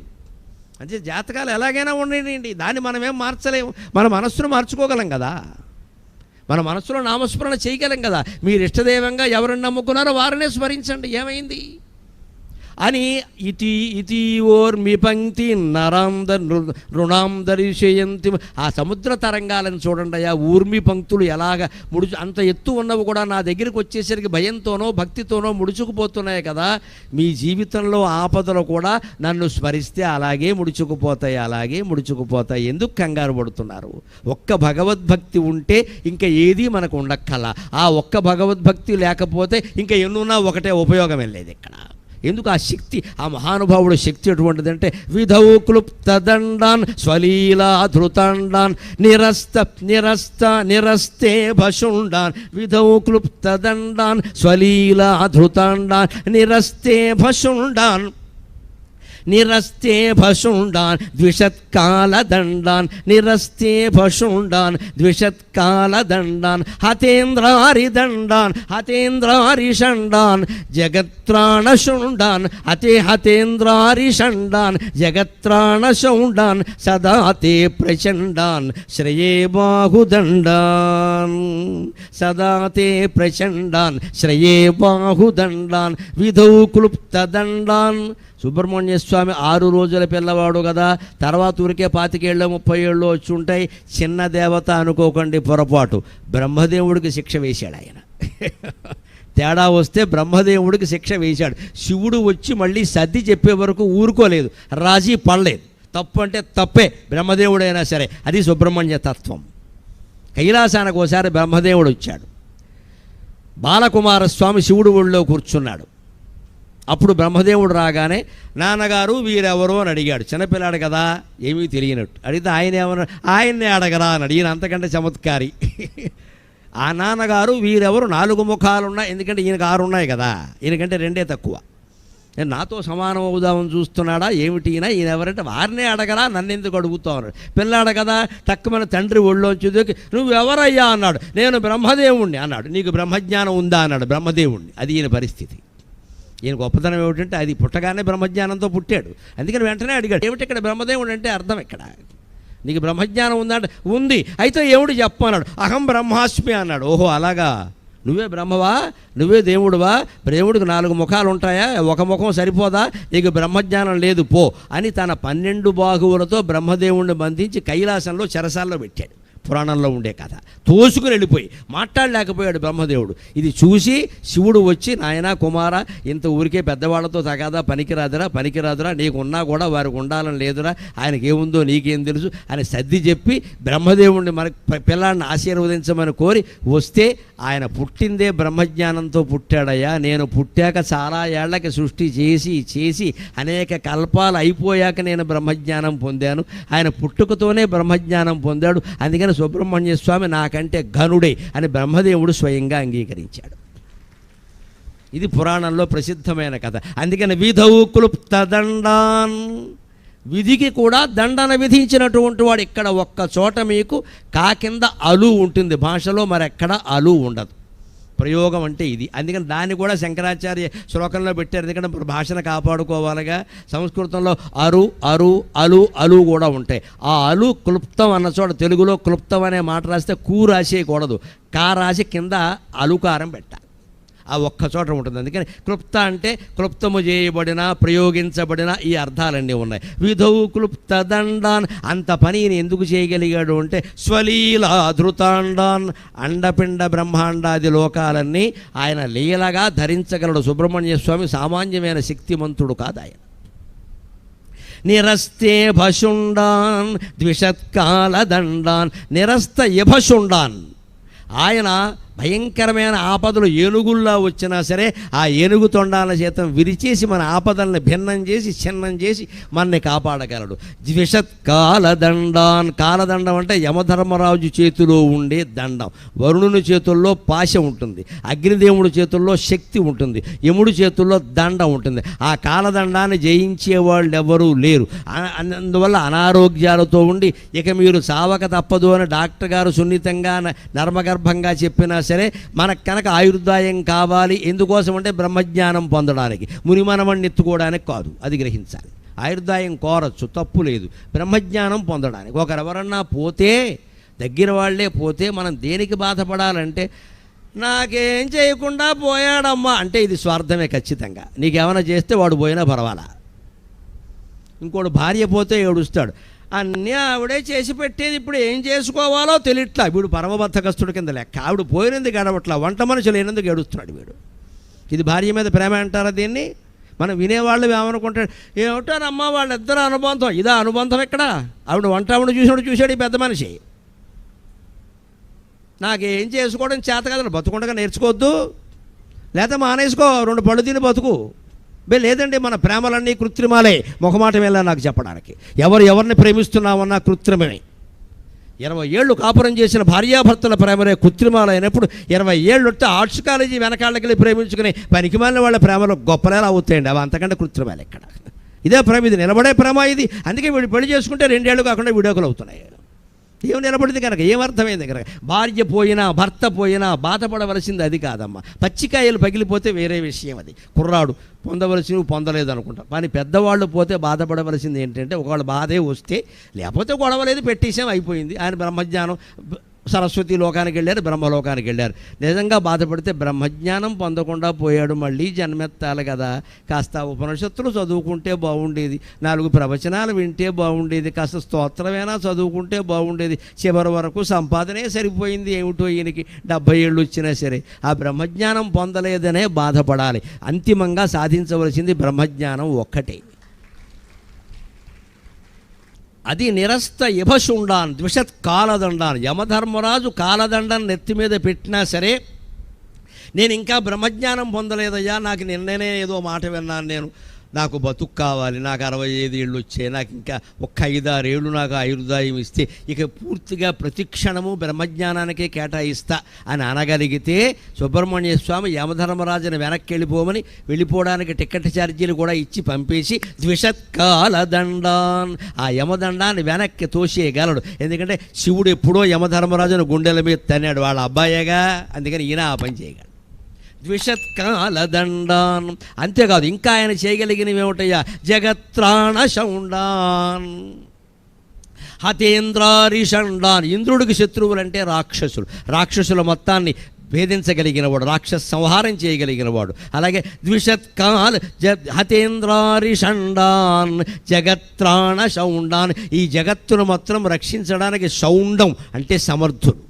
అటువంటి వాడు సుబ్రహ్మణ్య స్వామి. సదాతే ప్రచండాన్ శ్రయే బాహుదండాన్. అటువంటి ప్రచండ స్వరూపమైనటువంటి సుబ్రహ్మణ్య స్వామిని నేను ఆశ్రయిస్తున్నాను, ఆయన బాహుదండాలని. అంటే ఆయన బాహువుల్ని చూసినప్పుడు మీరు ఆశ్రయించినట్టుగా దండం పెట్టాలి.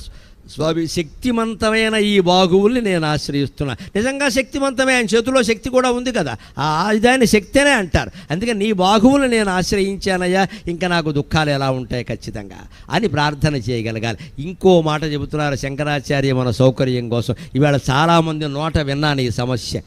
ఏమిటోనండి, మా అబ్బాయి ఎంత చెప్పినా దేవుడు గుళ్ళోకి వెళ్ళడండి, వాడికి ఏమిటో భక్తి లేదండి అనేవాళ్ళు ఒకళ్ళు, మా అమ్మాయికి లేదండి అనేవాళ్ళు ఒకళ్ళు. చాలామంది ఎల్లాళ్ళ బాధ ఏమిటంటే, ఏమిటో నేనేవో చదువుతూ ఉంటాను కానీ ఈయనకి అవన్నీ నచ్చవండి అంటారు. మొగుడికి నచ్చవు, ఆయన ఏదో పెద్ద హేతువాదిలా మాట్లాడుతూ ఉంటాడు ఇక్కడ. లేకపోతే ఇవన్నీ ఎందుకంటాడు, చేదస్తం అంటాడు. రకరకాల సమస్యలు ఎదుర్కొంటున్నామమ్మా కుటుంబాల్లో. ఒకళ్ళకు ఉంటే అందరికీ ఉండాలని లేదు, కానీ మన మనస్సును అది బాధిస్తుంది. ఈయన కూడా భక్తుడైతే బాగుండు, కాస్త ఆవిడ కూడా కాస్త జ్ఞానం తెచ్చుకుంటే బాగుండు, మా పిల్లాడికి కూడా భక్తి జ్ఞానం వస్తే బాగుండు, అమ్మాయికి కూడా కాస్త భక్తి ఉంటే బాగుండు, బొట్టెట్టుకోమన్నా పెట్టుకోవట్లేదు ఏమి సంతో అని అనిపిస్తుంది కదా. చెప్పి విసుగొస్తుంది కదా.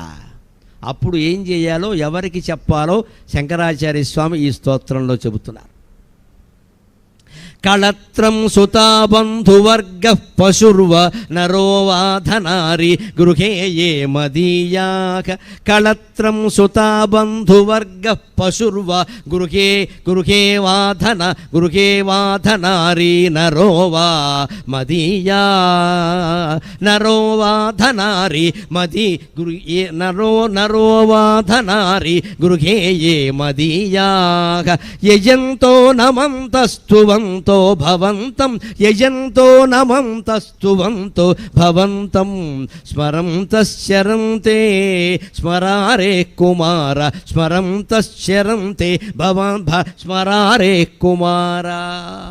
మన్మధుణ్ణి చంపిన శివుని కుమారుడవేన ఓ కుమారస్వామి, సర్వేశ్వరునికి కుమారుడవైన ఓ కుమారస్వామి, మా ఇంట్లో వాళ్ళు చెడుదారిలో ఉన్నారయ్యా, వారికి భక్తి జ్ఞానాలు వంట పట్టడం లేదయ్యా అని కళత్రం భార్య అయినా సరే, లేదు సుత కొడుకులైనా సరే కూతుళ్ళైనా సరే, బంధువర్గ మన బంధువుల గురించి అయినా సరే, పాడి పశువుల గురించి అయినా సరే, లేదా ఇంకా నరోవా ఏ పురుషుని గురించి అయినా సరే, ఏ స్త్రీని గురించి అయినా సరే మనం భగవంతుడిని ప్రార్థించవచ్చు. భర్త దారికి రావడం లేదు, దుర్వ్యసనాల పాలయ్యాడు, భార్యకి ఏం చేయాలో తెలియట్లే, ఆవిడ మహాసాధ్వి, కష్టపడి పిల్లల్ని పోషిస్తోంది. వీడు తాగి తాగి నాశనం చేస్తుంటే కష్టపడి పిల్లల్ని పోషిస్తోంది ఆవిడ. కుటుంబాన్ని పోషించుకోవాలిగా, ఏదో రకంగా మగాడు వదిలిపెట్టినా ఆడది వదలలేదుగా. కూలి పని చేసుకునే వాళ్ళ కుటుంబాలు అలాగే ఉంటాయండి. ఈ పెద్ద మనిషి ఎలా ఉంటాడంటే వాడు తాగింది జాలక ఈవిడు సంపాదించి తెచ్చింది కూడా లాక్కెళ్ళిపోతాడు. ఎవరిని ఆశ్రయించాలండి? విడాకులు ఇస్తారా? పరిష్కారం అయిపోతుందా? అంత మాత్రంతో తెలిసే వ్యవహారం కాదండి. భర్తకి విడాకులు ఇస్తారమ్మా, భార్యకి విడాకులు ఇస్తారా, పిల్లలకి ఎవరు ఇస్తారండి? విడాకుల ఆలోచన వచ్చినప్పుడల్లా దయచేసి నమస్కారం పెట్టి కోరుతున్నా, పిల్లల గురించి ఆలోచించండి, పిల్లల గురించి ఆలోచించండి. ఈ లోకానికి మనం తీసుకొచ్చాం, వాళ్ళని ఖచ్చితంగా భరించాలి. పిల్లల గురించి ఆలోచించాలి. నా స్వేచ్ఛ, నా హక్కు, నా గొడవ అని మాట్లాడడం కాదు. పిల్లల్ని ఎందుకు కన్నావు? ఎవడిచ్చాడు నీకు అధికారం? వాళ్ళు ఏమైతే నాకేం చాలా దరిద్రపు మాటలు వస్తున్నాయండి ఈ మధ్యన. పెద్ద అయితే వాళ్ళు నన్ను చూస్తారా? అది ఆ పసిపిల్లలతో అనే మాట. అది 10 ఏళ్ల పిల్లాడు, 10 ఏళ్ల పిల్ల. నేను ఒక స్కూల్ ప్రిన్సిపాల్ చెప్పాడేమో 1200 మంది పిల్లలు ఉన్నారట, హాస్టల్ స్కూల్, 1200 మంది హాస్టల్లో ఉంటారు. ఇందులో 750 మంది సింగిల్ పేరెంట్స్ సారని చెప్పాడు ఆయన. నాకు ఏడవాలో నవ్వాలో తెలియదు. 750 మంది, 1200 మంది పిల్లల్లో 750 మందికి single parent, either mother or father. ఎంత దౌర్భాగ్యమైన వ్యవస్థలో ఉన్నావు. అమెరికాలో కూడా ఇంత దారుణమైన వ్యవస్థ ఉండదు. కాస్త తేడా వస్తే విడాకులే. ఇంకా పెద్ద సమస్యకు ఉంది వేళ. ఇది ఆలోచించవలసింది ఏమిటి అంటే, ఎవడు కనమన్నాడు పిల్లల్ని కనకముందు విడిపోండి, కావాలంటే పెళ్ళైన కొత్తలోనే విడిపోండి. అది అవసంతా శుభ్రంగా కాపురం చేస్తారు, పిల్లల్ని కంటారు, 2 ఏళ్ళు ఉంటారు, అప్పుడు గొడవలు పెట్టుకుంటారు. వాళ్ళు ఏమైపోవాలి? నీకు ఇంకో భర్త వస్తాడమ్మా, ఆ పిల్లకి ఇంకో తల్లి వస్తుందా? లేకపోతే ఈయనకి ఇంకో భార్య వస్తుందా? ఆ పిల్లకి ఇంకో తల్లి వస్తుందా? ఆ పిల్లకి ఇంకో తండ్రి వస్తాడా? వాడు తండ్రి అవుతాడా? వాడు ద్వేషించడా? ఖచ్చితంగా. ఆ తల్లి పిల్లల్ని ద్వేషించదా? ఎలా పెంచుతుంది? కడుపున కన్నా తల్లికే ఈవేళ ప్రేమ లేదే, సవత్తల్లికి ఎక్కడి నుంచి వస్తుందండి? తనకి పుట్టారని తెలిసి నమ్మకం ఉన్న పిల్లల్నే తండ్రి ప్రేమించట్లేదే ఈవేళ. సవత్తండ్రి ఆవిడ ప్రేమిస్తాడండి. ఇక్కడ ఈ అధవ నాకు పుట్టలేదు, అవతల దోషేయమంటాడు. ఎంత దారుణమైన ప్రపంచంలో ఉన్నాం. ఈ భయంకరమైన ఆలోచన ఎవరి మనస్సుల్లో వచ్చినా వెంటనే ఆలోచించవలసింది పిల్లల గురించి. నా పిల్లల గురించి నేను పడుంటా అంతే. మగాడు పడవలసిందే, ఆడది పడవలసిందే, గయ్యాడి భార్యతోనైనా పడవలసిందే, పిల్లల గురించి అంతే. ఖచ్చితంగా చెబుతున్నా, భగవద్భక్తి జ్ఞాన వైరాగ్యాలు మూర్తిభవించిన వ్యక్తిగా చెబుతున్నా, మన తప్పు లేనప్పుడు భగవంతుడు మనకి న్యాయం చేస్తారండి. అందులో సందేహం లేదు. మన తప్పు ఉండద్దు. అవతల వాళ్ళ తప్పు ఉన్నా సరే, వారు భార్య కావచ్చు, భర్త కావచ్చు, వాళ్ళు ఒళ్ళు పొగరెక్కి ప్రవర్తించవచ్చు. మన తప్పు లేకపోతే మన జీవితానికి బంగారు బాట పరిచేస్తాడు. నువ్వు ఉండరా అబ్బాయి, నీకెందుకు వచ్చిన గొడవ, యథవశేన ఎదురుపోయింది అంటాడు. అంతే. మన తప్పు ఉండకూడదు. మన తప్పు ఉంటే మనం బాధ్యత వహించాల్సిందే, అంతేకాని విడిపోకూడదండి. ఇవాళ సమాజంలో పెద్ద సమస్య అది. పిల్లల గురించి ఎవరు ఆలోచన లేదు ఇక్కడ. వాళ్ళు వెర్రిమొహాలు వేసుకు చూస్తారు ఇక్కడ. అంతేకాదు, ప్రమాదం ఏమిటంటే రేపు వీడు పెళ్లి చేసుకున్న దాంతో కూడా వీడు కాపురం చేయడమ్మా.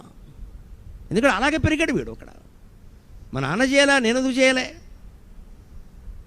ఆ భావన వీళ్ళల్లో ఎన్ని తగాదాలు వచ్చినా మా అమ్మ నాన్న అలా కలిసి ఉండడం, మాట్లాడుకోవడం నేను చూసామన్న ఆడపిల్ల అన్న మగపిల్లాడు చక్కగా కాపురం చేస్తారు సీతారాముల్లాగా. ఎందుకు వాళ్ళు అలాంటి సంస్కృతిలో పెరిగారు వాళ్ళు.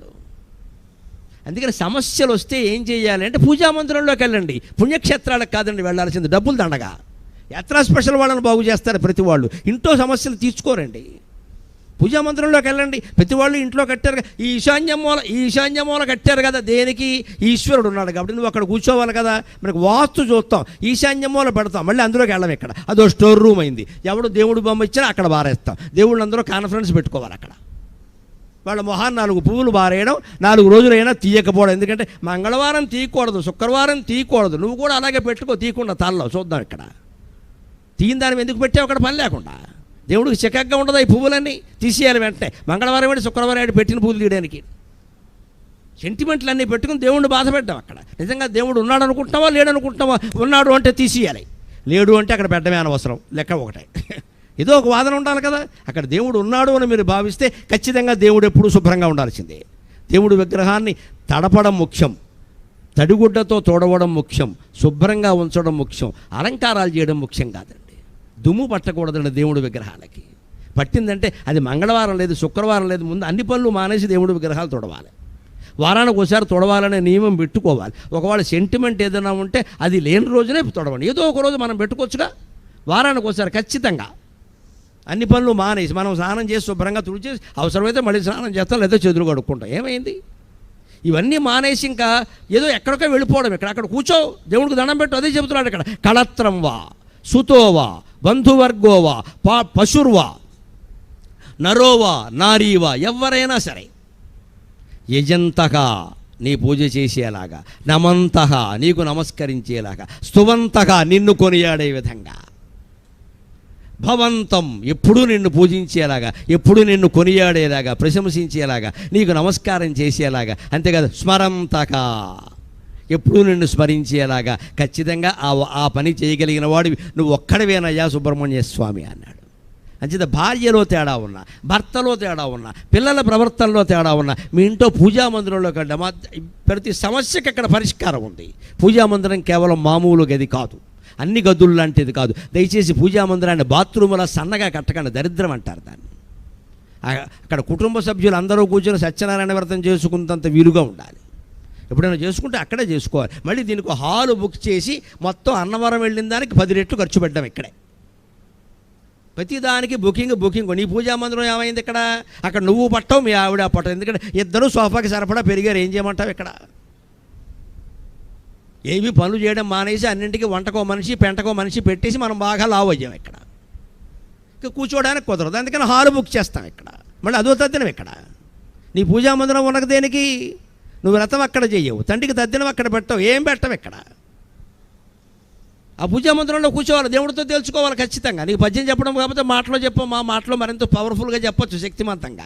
ఏమయ్యా నేనేం తప్పు చేశా, నేను తప్పు చేయకుండా ఉన్నా, నా ఇంట్లో ఇలా ఎందుకు జరిగింది అని దేవుణ్ణి ప్రశ్నించే హక్కు ప్రతి భక్తుడికి ఉంది. మనకు భక్తి ఉండాలి. మనం తప్పు చేయనప్పుడు మనం అడుగుతాం, ఖచ్చితంగా జవాబు చెప్పాల్సిందే.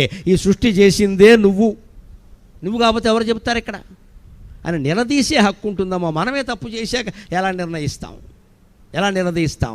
ఆ చిత్తశుద్ధి ముఖ్యం. నేను మొదట ఏ మాట చెప్పానో ఆ మాటతోనే ముగుస్తున్నా. ఆ చిత్తశుద్ధి కావాలి. నువ్వు తప్పు చేయకుండా ఉంటే దేవేంద్రుడు సైతం కోర్టులో నిలబెట్టచ్చు. మనమే తప్పు చేశాక ఏడవాలి, చేసాం, అప్పుడు కూడా పరిష్కారం ఉంది. తలుపేసేయండి, చెడతేసేయండి, ఎవరిని రానివ్వకండి. భార్య వద్దు, భర్త వద్దు, ఎవరొద్దు. నిజమేనమ్మా, పొరపాటు, బుద్ధి చాపల్యం కొద్దీ చేశాం, బుద్ధి గడ్డి తిని చేశాం. మీ ఇంట్లో మీరు నమ్ముతున్న ఇష్టదైవం కాళ్ళ మీద పడండి, కన్నీళ్లతో అభిషేకం చేయండి. 24 గంటల్లో ఆ పాపం మాఫీ, అనుమానమే లేదు. పరమ పవిత్రులుగా ఉంటారు మీరు, పరమ పవిత్రులుగా ఉంటారు. ఎవ్వరికీ చెప్పొద్దు. ఏడిపించుకు తింటారు జీవితం అంతా. భర్తకు కూడా చెప్పొద్దు, భార్యకు కూడా చెప్పొద్దు, పిల్లలకు అసలే చెప్పొద్దు. ఏడిపించుకు తింటారు జీవితం అంతా. ఈవేళ వింటారు, నీ తప్పును ఒప్పుకున్నావు గొప్పదానం అంటారు. రేపు ఏడిపించుకు తింటాడమ్మా, దెప్పేస్తాడు ఖచ్చితంగా. చెప్పకూడదు. జీవితంలో కొన్ని రహస్యాలు ఎప్పుడూ చెప్పకూడదు, కాష్టంలోనే కాలిపోవాలి అవి. మనం ఒప్పుకున్నాం కదా, దేవుడి ముందు ఒప్పుకున్నాం, ఇంకోటి ముందు ఒప్పుకోవాల్సిన అవసరం లేదు ఇక్కడ. మళ్ళీ చేయకూడదు, ఒకటే లెక్క. నిజంగా పశ్చాత్తాపం పడ్డాం, దేవుడు కాళ్ళు అట్టుకున్నాం, ఒప్పేసుకున్నాం, ఇంకా చెయ్యను, తప్పు చేశాను, నిజమే, ఇది మోసమే, ద్రోహమే, తప్పే, దొంగతనమే, నన్ను క్షమించు, ఇంకా చేయనంటే 24 క్షణాల్లో అది పోయినట్టే లెక్క. అంత గొప్పదేం కాదు పాపం ఎక్కడ ఏడిపించుకు తినడానికి. అంత క్షోభపడిపోక్కల. మనం పాపాత్మలం అని మరి ఏ మతమైనా చెబుతుందేమో నాకు తెలియదు. నే పాపిని అంటూ హిందూ మతం మాత్రం చెప్పదండి. అమృత పుత్రులం మనమంతా, పుణ్యాత్ములం మనమంతా. మనం పాపాత్ములం అన్న ప్రశ్న లేదు అక్కడ. యదన్నాత్ కురుతే పాపం తదన్నాత్ ప్రతిముచ్యతే, యద్రాత్రియాత్ కురుతే పాపం తద్రాత్రియాత్ ప్రతిముచ్యతే. ఋత్విక్ల సాక్షిగా చెబుతున్న రోజూ చదువుకునే మంత్రం బ్రాహ్మణులు ఇది. రాత్రి చేసిన పాపం రాత్రే పోయింది, పగలు చేసిన పాపం పగలే పోయింది. నేను అమృతపుత్రుడిని ఏం చెబుతోంది వేదం. భయపడవలసిన అవసరం లేదు హిందువులారా, భయపడవలసిన అవసరం లేదు. నిర్భయంగా నిస్సంకోచంగా భగవంతుడి పాదాలు ఆశ్రయించండి. అందుకోసం ఇక్కడ కుటుంబ సభ్యులతో సమస్య వచ్చినా సరే వారిని అందరినీ పూజారులుగా, భక్తులుగా, స్తోత్రం చేసేవారుగా చేయగలిగిన శక్తి భగవంతుడికి ఉంది ఖచ్చితంగా. ఆ భగవంతుడిని మనం ఆశ్రయిద్దాం. చివరిగా ఒక్క మాటతో నేను సెలవు తీసుకుంటా. సుబ్రహ్మణ్య స్వామి యొక్క అసలైన రూపాన్ని చూడాలి అని మీకుంటే ఖచ్చితంగా జీవితంలో ఒక యాత్ర మాత్రం చేయండి, వీలైతే వడపళని వెళ్ళండి. వడపళని తమిళనాడులో గొప్ప పుణ్యక్షేత్రం, అక్కడికి వెళ్ళండి. ఎందుకు అంటే అక్కడ సుబ్రహ్మణ్య స్వామి గోచీ పెట్టుకుని ఉంటాడు, బాలసుబ్రహ్మణ్య స్వామి గోచీ పెట్టుకుని ఉంటాడు. అంతేకాదు ఆయనకి ప్రీతి ఏమిటంటే కడవలతో అభిషేకం చేస్తారు, కుండలతో. కుండలు కుండలు కుండలు కుండలు నీళ్లు పోసేస్తుంటే గుళ్ళోంచి బయటకు వచ్చేస్తూ ఉంటాయి, నిత్యము అభిషేకమే. నేను ఎప్పుడో 15 ఏళ్ల క్రితం ఎప్పుడో వెళ్ళినప్పుడు నాకు ఆ తత్వం చాలా అర్థమై అనుభూతి చెంది పద్యం వెళ్ళాను. దాంతో నేను సెలవు తీసుకుంటా. ఏం వైభవం, ఏం వైభవం! ఒక్క హిందువులకి తప్ప ఇన్ని విభిన్న రూపాల్లో బ్రహ్మజ్ఞానం పొందే అవకాశం మరొకరికి ఉందా? భారతీయులుగా పుట్టడం, అందున హిందువులుగా పుట్టడం ఎంత అదృష్టం అండి. ఏమి గోచి పెట్టుకున్నావయ్యా? వాచాగోచరమైన తత్వము జగద్వ్యాకోచమూలము శ్రీ ప్రాచీనాగమ తత్వబోధక మహాపాండిత్యమున్. వాచాగోచరమైన తత్వము జగద్వ్యాకోచమూలము శ్రీ ప్రాచీనాగమ తత్వబోధక మహాపాండిత్యమున్ క్షీరసద్రీచీనం దివ్యతత్వము క్షీరసద్రీచీనంబగు ఆర్ద్రచిత్తము సముద్దీప్తంబుగాదేయటన్. క్షీరసద్రీచీనంబగు ఆర్ద్రచిత్తము సముద్దీప్తంబుగాదేయటన్. గోచీపెట్టిన దివ్యతత్వమును సంకోచింపకన్ మృక్కెదన్. గోచీ పెట్టుకుని బాలసుబ్రహ్మణ్య స్వామి ఎందుకుంటాడు అంటే వాచాగోచరమైన తత్వం. ఒరే, అరుణాచలం వెళ్ళి రమణ మహర్షి గోచీ ఎందుకు పట్టుకున్నాడో ఒక్కసారి ఆలోచించరా? భక్తులు పట్టుబట్టలు ఇస్తానన్నా కట్టుకోలేదే ఆయన, 70 ఏళ్ళు అలాగే బతికాడే గోచీతోటి. దేనికి ఆయనకి లేక ఏమీ మిగలదు జీవితంలో. మనం గోచీ లేకుండానే వచ్చాం. ఆ గోచీ కూడా ఆయన ఎందుకు పెట్టుకున్నారంటే ఈ భక్తులు తక్కువ వాళ్ళు కాదు, ఆ గోచీ కూడా పెట్టుకోకపోతే అలా చూస్తూ కూర్చుంటారు అంతే. ఇంకా అదో విచిత్రంగా అక్కడో సెల్ఫీ దిగుతాడు కర్మ. ఇది భరించలేక లోకాన్ని నుంచి తప్పుకోవాలి కాబట్టి ఆ మాత్రం వస్త్రం కట్టుకున్నాడు, లేకపోతే అది కూడా తీసి పారేసేవాడు. తీసేయడమే, సుఖమహర్షి తీసేశాడు కదా, త్రైలింగస్వామి తీసేశాడు కదా, తాజుద్దీన్ బాబా తీసేశాడు కదా, వాళ్ళు మహాయోగులు కాదా? జైనంలో ఉండే సన్యాసులు ఇప్పటికీ పూర్తి దిగంబరంగా ఉంటారు, సభల్లో కూడా పాల్గొంటారు. వారు సన్యాసులు కాదా, మహానుభావులు వాళ్ళు. రమణ మహర్షి ఎందుకు అంటే అదో లోకం తీరిది, మనం ఏదో లోక మర్యాదను అనుసరించి కొంతైనా పాటించకపోతే ఈ యథవసంత ఎక్కువైపోతుంది ఇది అని పాపం గోచి పట్టుకుని. అంతే దివ్యతత్వం ఇంతకు మించి నీకు మిగిలేది ఏం లేదు, ఇంతకు మించిన వస్త్రం కూడా అవసరం లేదు. వాచాగోచరమైన తత్వము జగద్వ్యాకోచమూలము. వాక్కులకు కనిపించదు ఆ తత్వం, కానీ జగత్తంతా వ్యాపించిన తత్వం అది. మన వాక్కుకి అంతది. ఎందుకు 2 గంటల పాటు మాట్లాడామంటే ఇంతకంటే ఏం చేయలేం కాబట్టి అంతే. ఇంతకంటే ఏం చేస్తాం? నాకు చేతనైన విద్య వాక్కు, భగవంతుడు నాకు ఇచ్చింది వాక్కు. ఆ వాక్కుతోనే భగవతత్వాన్ని అర్థం చేసుకోవాలి. దీంతో తెలుస్తుందంటే ఏం చెబుతాం ఆ విషయాన్ని? ప్రాచీనాగమ తత్వబోధక మహాపాండిత్యమును. ప్రాచీనమైన ఏ శాస్త్రం యొక్క తత్వాన్ని సూక్ష్మంగా గ్రహించాలంటే సుబ్రహ్మణ్యోపాసనని మించింది లేదండి. పండితులు ఉండగా చెబుతున్నా, మీకు బుద్ధి వికసించాలి అంటే, ఏదైనా విద్య తొందరగా రావాలంటే సుబ్రహ్మణ్యోపాసన చేయండి. ఎందుకంటే శర్వవర్మ అనే పండితుడికి, గుణాఢ్యుడు అనే పండితుడికి క్రీస్తు పూర్వం 1వ శతాబ్దంలో హాల శాతవాహనుడి ఆస్థానంలో తగాదా వచ్చింది, సంస్కృతం నేర్పడం ఎలాగా అని. నేను రాజుగారికి సంస్కృతం నేర్పాలి అంటే కనీసం 10 ఏళ్ళు పడుతుంది అన్నాడు గుణాఢ్యుడు. శర్వవర్మకి ఆయనతో ఉండే ద్వేషం కారణంగా అబద్ధం 6 నెలల్లో నేర్పుతానన్నాడు. ఆయనకి తెలుసు పడుతుందని, కానీ పౌరుషానికి అనేసాడు. అవతల వాడి మీద పోటీతోడు వేలం పడబడినట్టు. నేను 6 నెలల్లో నేర్పుతా. వెంటనే గుణాఢ్యుడు అన్నాడు, 6 నెలల్లో నువ్వు హాల శాతవాహనుడికి సంస్కృతం నేర్పగలిగితే నేను నాకు వచ్చిన భాషలన్నీ వదిలేసి నా గ్రంథాలన్నీ దగ్ధం చేసి అడవుల్లోకి వెళ్ళి బతుకుతా మాట్లాడకుండా అని చెప్పాడు గుణాఢ్యుడు. ఆశ్చర్యకరం, శర్వవర్మ పంతం నెగ్గింది. 6 నెలల్లో హాలరాజుకు సంస్కృతం నేర్పాడు. ఏం చేశాడో తెలుసా? ఇంటికి వెళ్ళి సుబ్రహ్మణ్య స్వామిని ఆరాధించాడు. ఆయన ఎలవేల్పు కుమారస్వామి. లోపలికి వెళ్ళి ఆ విగ్రహం కాళ్ళు పట్టుకుని సభలో అనేసా, గుణాఢ్యుడి మీద ద్వేషంతో అనేసా, ఇదివరకు వాళ్ళకి మాకు పడదు ఆ శత్రుత్వంతో అనేసా, నా మాట నిలబెట్టు అంటే వాగ్వాదిని వామకేశి ఇవన్నీ మండల వాసిని. అమ్మవారి మాట మర్చిపోద్దమ్మా. వాగ్వాదిని అంటే తన భక్తుడు వాదన కోసం కూర్చుంటే వాడికి అవసరమైన మెటీరియల్ అంతా అమ్మవారు ఇస్తుందమ్మా. వాగ్వాదిని అంటే అర్థం అది. అందుకని అమ్మవారైనా సుబ్రహ్మణ్య స్వామి ఒకటే కదా, నీకెందుకయ్యా నేను చెబుతాను కదా అని సుబ్రహ్మణ్య స్వామి ప్రత్యక్షమై సూత్రాలు చెప్పాట, రాసుకో అని. ఈయన రాసుకుంటున్నాడు తాటాకుల మీద. ఒక 10-15 సూత్రాలు చెప్పాడు. ఆశ్చర్యం, భగవద్ అనుగ్రహం విశేషంగా ఉంటుంది. మన పొగరబోత్తనంతో దాన్ని పోగొట్టుకుంటాం. భగవంతుడు కనిపించి సుబ్రహ్మణ్య స్వామిగా ఓ 10-15 సూత్రాలు చెప్పి ఇవి రాసుకోవయ్యా, రాజుగారికి నేర్పు, తొందరగా వస్తుందని చెబుతుంటే ఆయన్ని చెప్పనీయకుండానే ఈయన చెబుతుంటే సూత్రం 6 సూత్రాలు అయ్యాక 7వది ఇది కదా, 8వది ఇది కదా అంటున్నట్టు. శరవర్మ, నీకు ఉత్సాహం బాగా ఎక్కువగా ఉంది, నువ్వు గురువును ధిక్కారం చేస్తున్నావు, అందుకని నువ్వు రాజుగారికి నేర్పడానికి మాత్రమే ఈ కాతంత్ర వ్యాకరణం ఉపయోగపడుతుంది, తర్వాత ఈ లోకంలో ఉండదు పో అని చెప్పాడు ఆయన. దేవుడు కొట్టనోగాళ్ళు తిట్టనోగాళ్ళు ఇచ్చాడు, వ్యాకరణం ఇచ్చాడు, నేర్పుకో, అందుకే పనిచేస్తుంది. సింగిల్ డోస్, ఒక్కసారే పనిచేస్తుంది, మళ్ళీ పనిచేయదు, పాశుపతంలాగా వెనక్కి వచ్చేయవలసిందే, అందుకని ఊరుకో అని చెప్పాడు. అదే పెట్టి ఆయన 6 నెలల్లో నేర్పాడు. వెంటనే కాతంత్ర వ్యాకరణం మాయమైంది. లేకపోతే అదే మిగులుంటే పాణిని వ్యాకరణంతో కూడా నిమిత్తం లేకుండా 15-16 సూత్రాల్లో మొత్తం నేర్చుకోవచ్చండి. అంత మహాతత్వాన్ని సులభంగా చెప్పగలిగిన ఒకే ఒక దైవ శక్తి సుబ్రహ్మణ్య స్వామి. అందుకని ఏదైనా సులభంగా రావాలి, తేలిగ్గా రావాలి, తొందరగా రావాలి అంటే పండితులైన వాళ్ళు, విద్యార్థులైన వాళ్ళు కూడా ఆశ్రయించాల్సింది సుబ్రహ్మణ్య స్వామిని. ఏదో కాతంత్ర వ్యాకరణం కాదని ఐఐటి నేర్పడం అనుకోకండి, అది ఆయనే నేర్పుతాడు, దానికి వేరే డిపార్ట్మెంట్ ఏముండదు. ఏదైనా రావడం కష్టమైతే మీరు కుమారస్వామి ఆలయానికి వెళ్ళండి, లేదా ఇంట్లోనే ఉండే పూజా మందిరంలో విగ్రహాన్ని పట్టుకోండి, నాకు ఇది నేర్పవయ్యా, నాకు ఇది నేర్పవయ్యా అని ఈ భుజంగ స్తోత్రంలో ఒక్క శ్లోకమైనా చదవండి, ఖచ్చితంగా రోజు నియమంగా చదవండి. ఖచ్చితంగా విద్యార్థులందరూ విద్వాంసులు అవుతారండి, అనుమానం లేదు అక్కడ. విద్వాంసులు చేస్తారు. అటువంటి మహత్తరమైన తత్వాన్ని యథాశక్తి మీకు అందించేటువంటి ప్రయత్నం చేశాను. మా అమ్మ ఆశీర్వచనం వల్ల ఇది ఏమాత్రం అర్థమై మిగిలిన జీవితాన్ని బ్రహ్మజ్ఞానం కోసం మీరు వెచ్చించినా నేను ధన్యుణ్ణి. నాకు ఈ 4 మాటలు నేర్పిన మా అమ్మ ధన్యురాలు. స్వస్తి.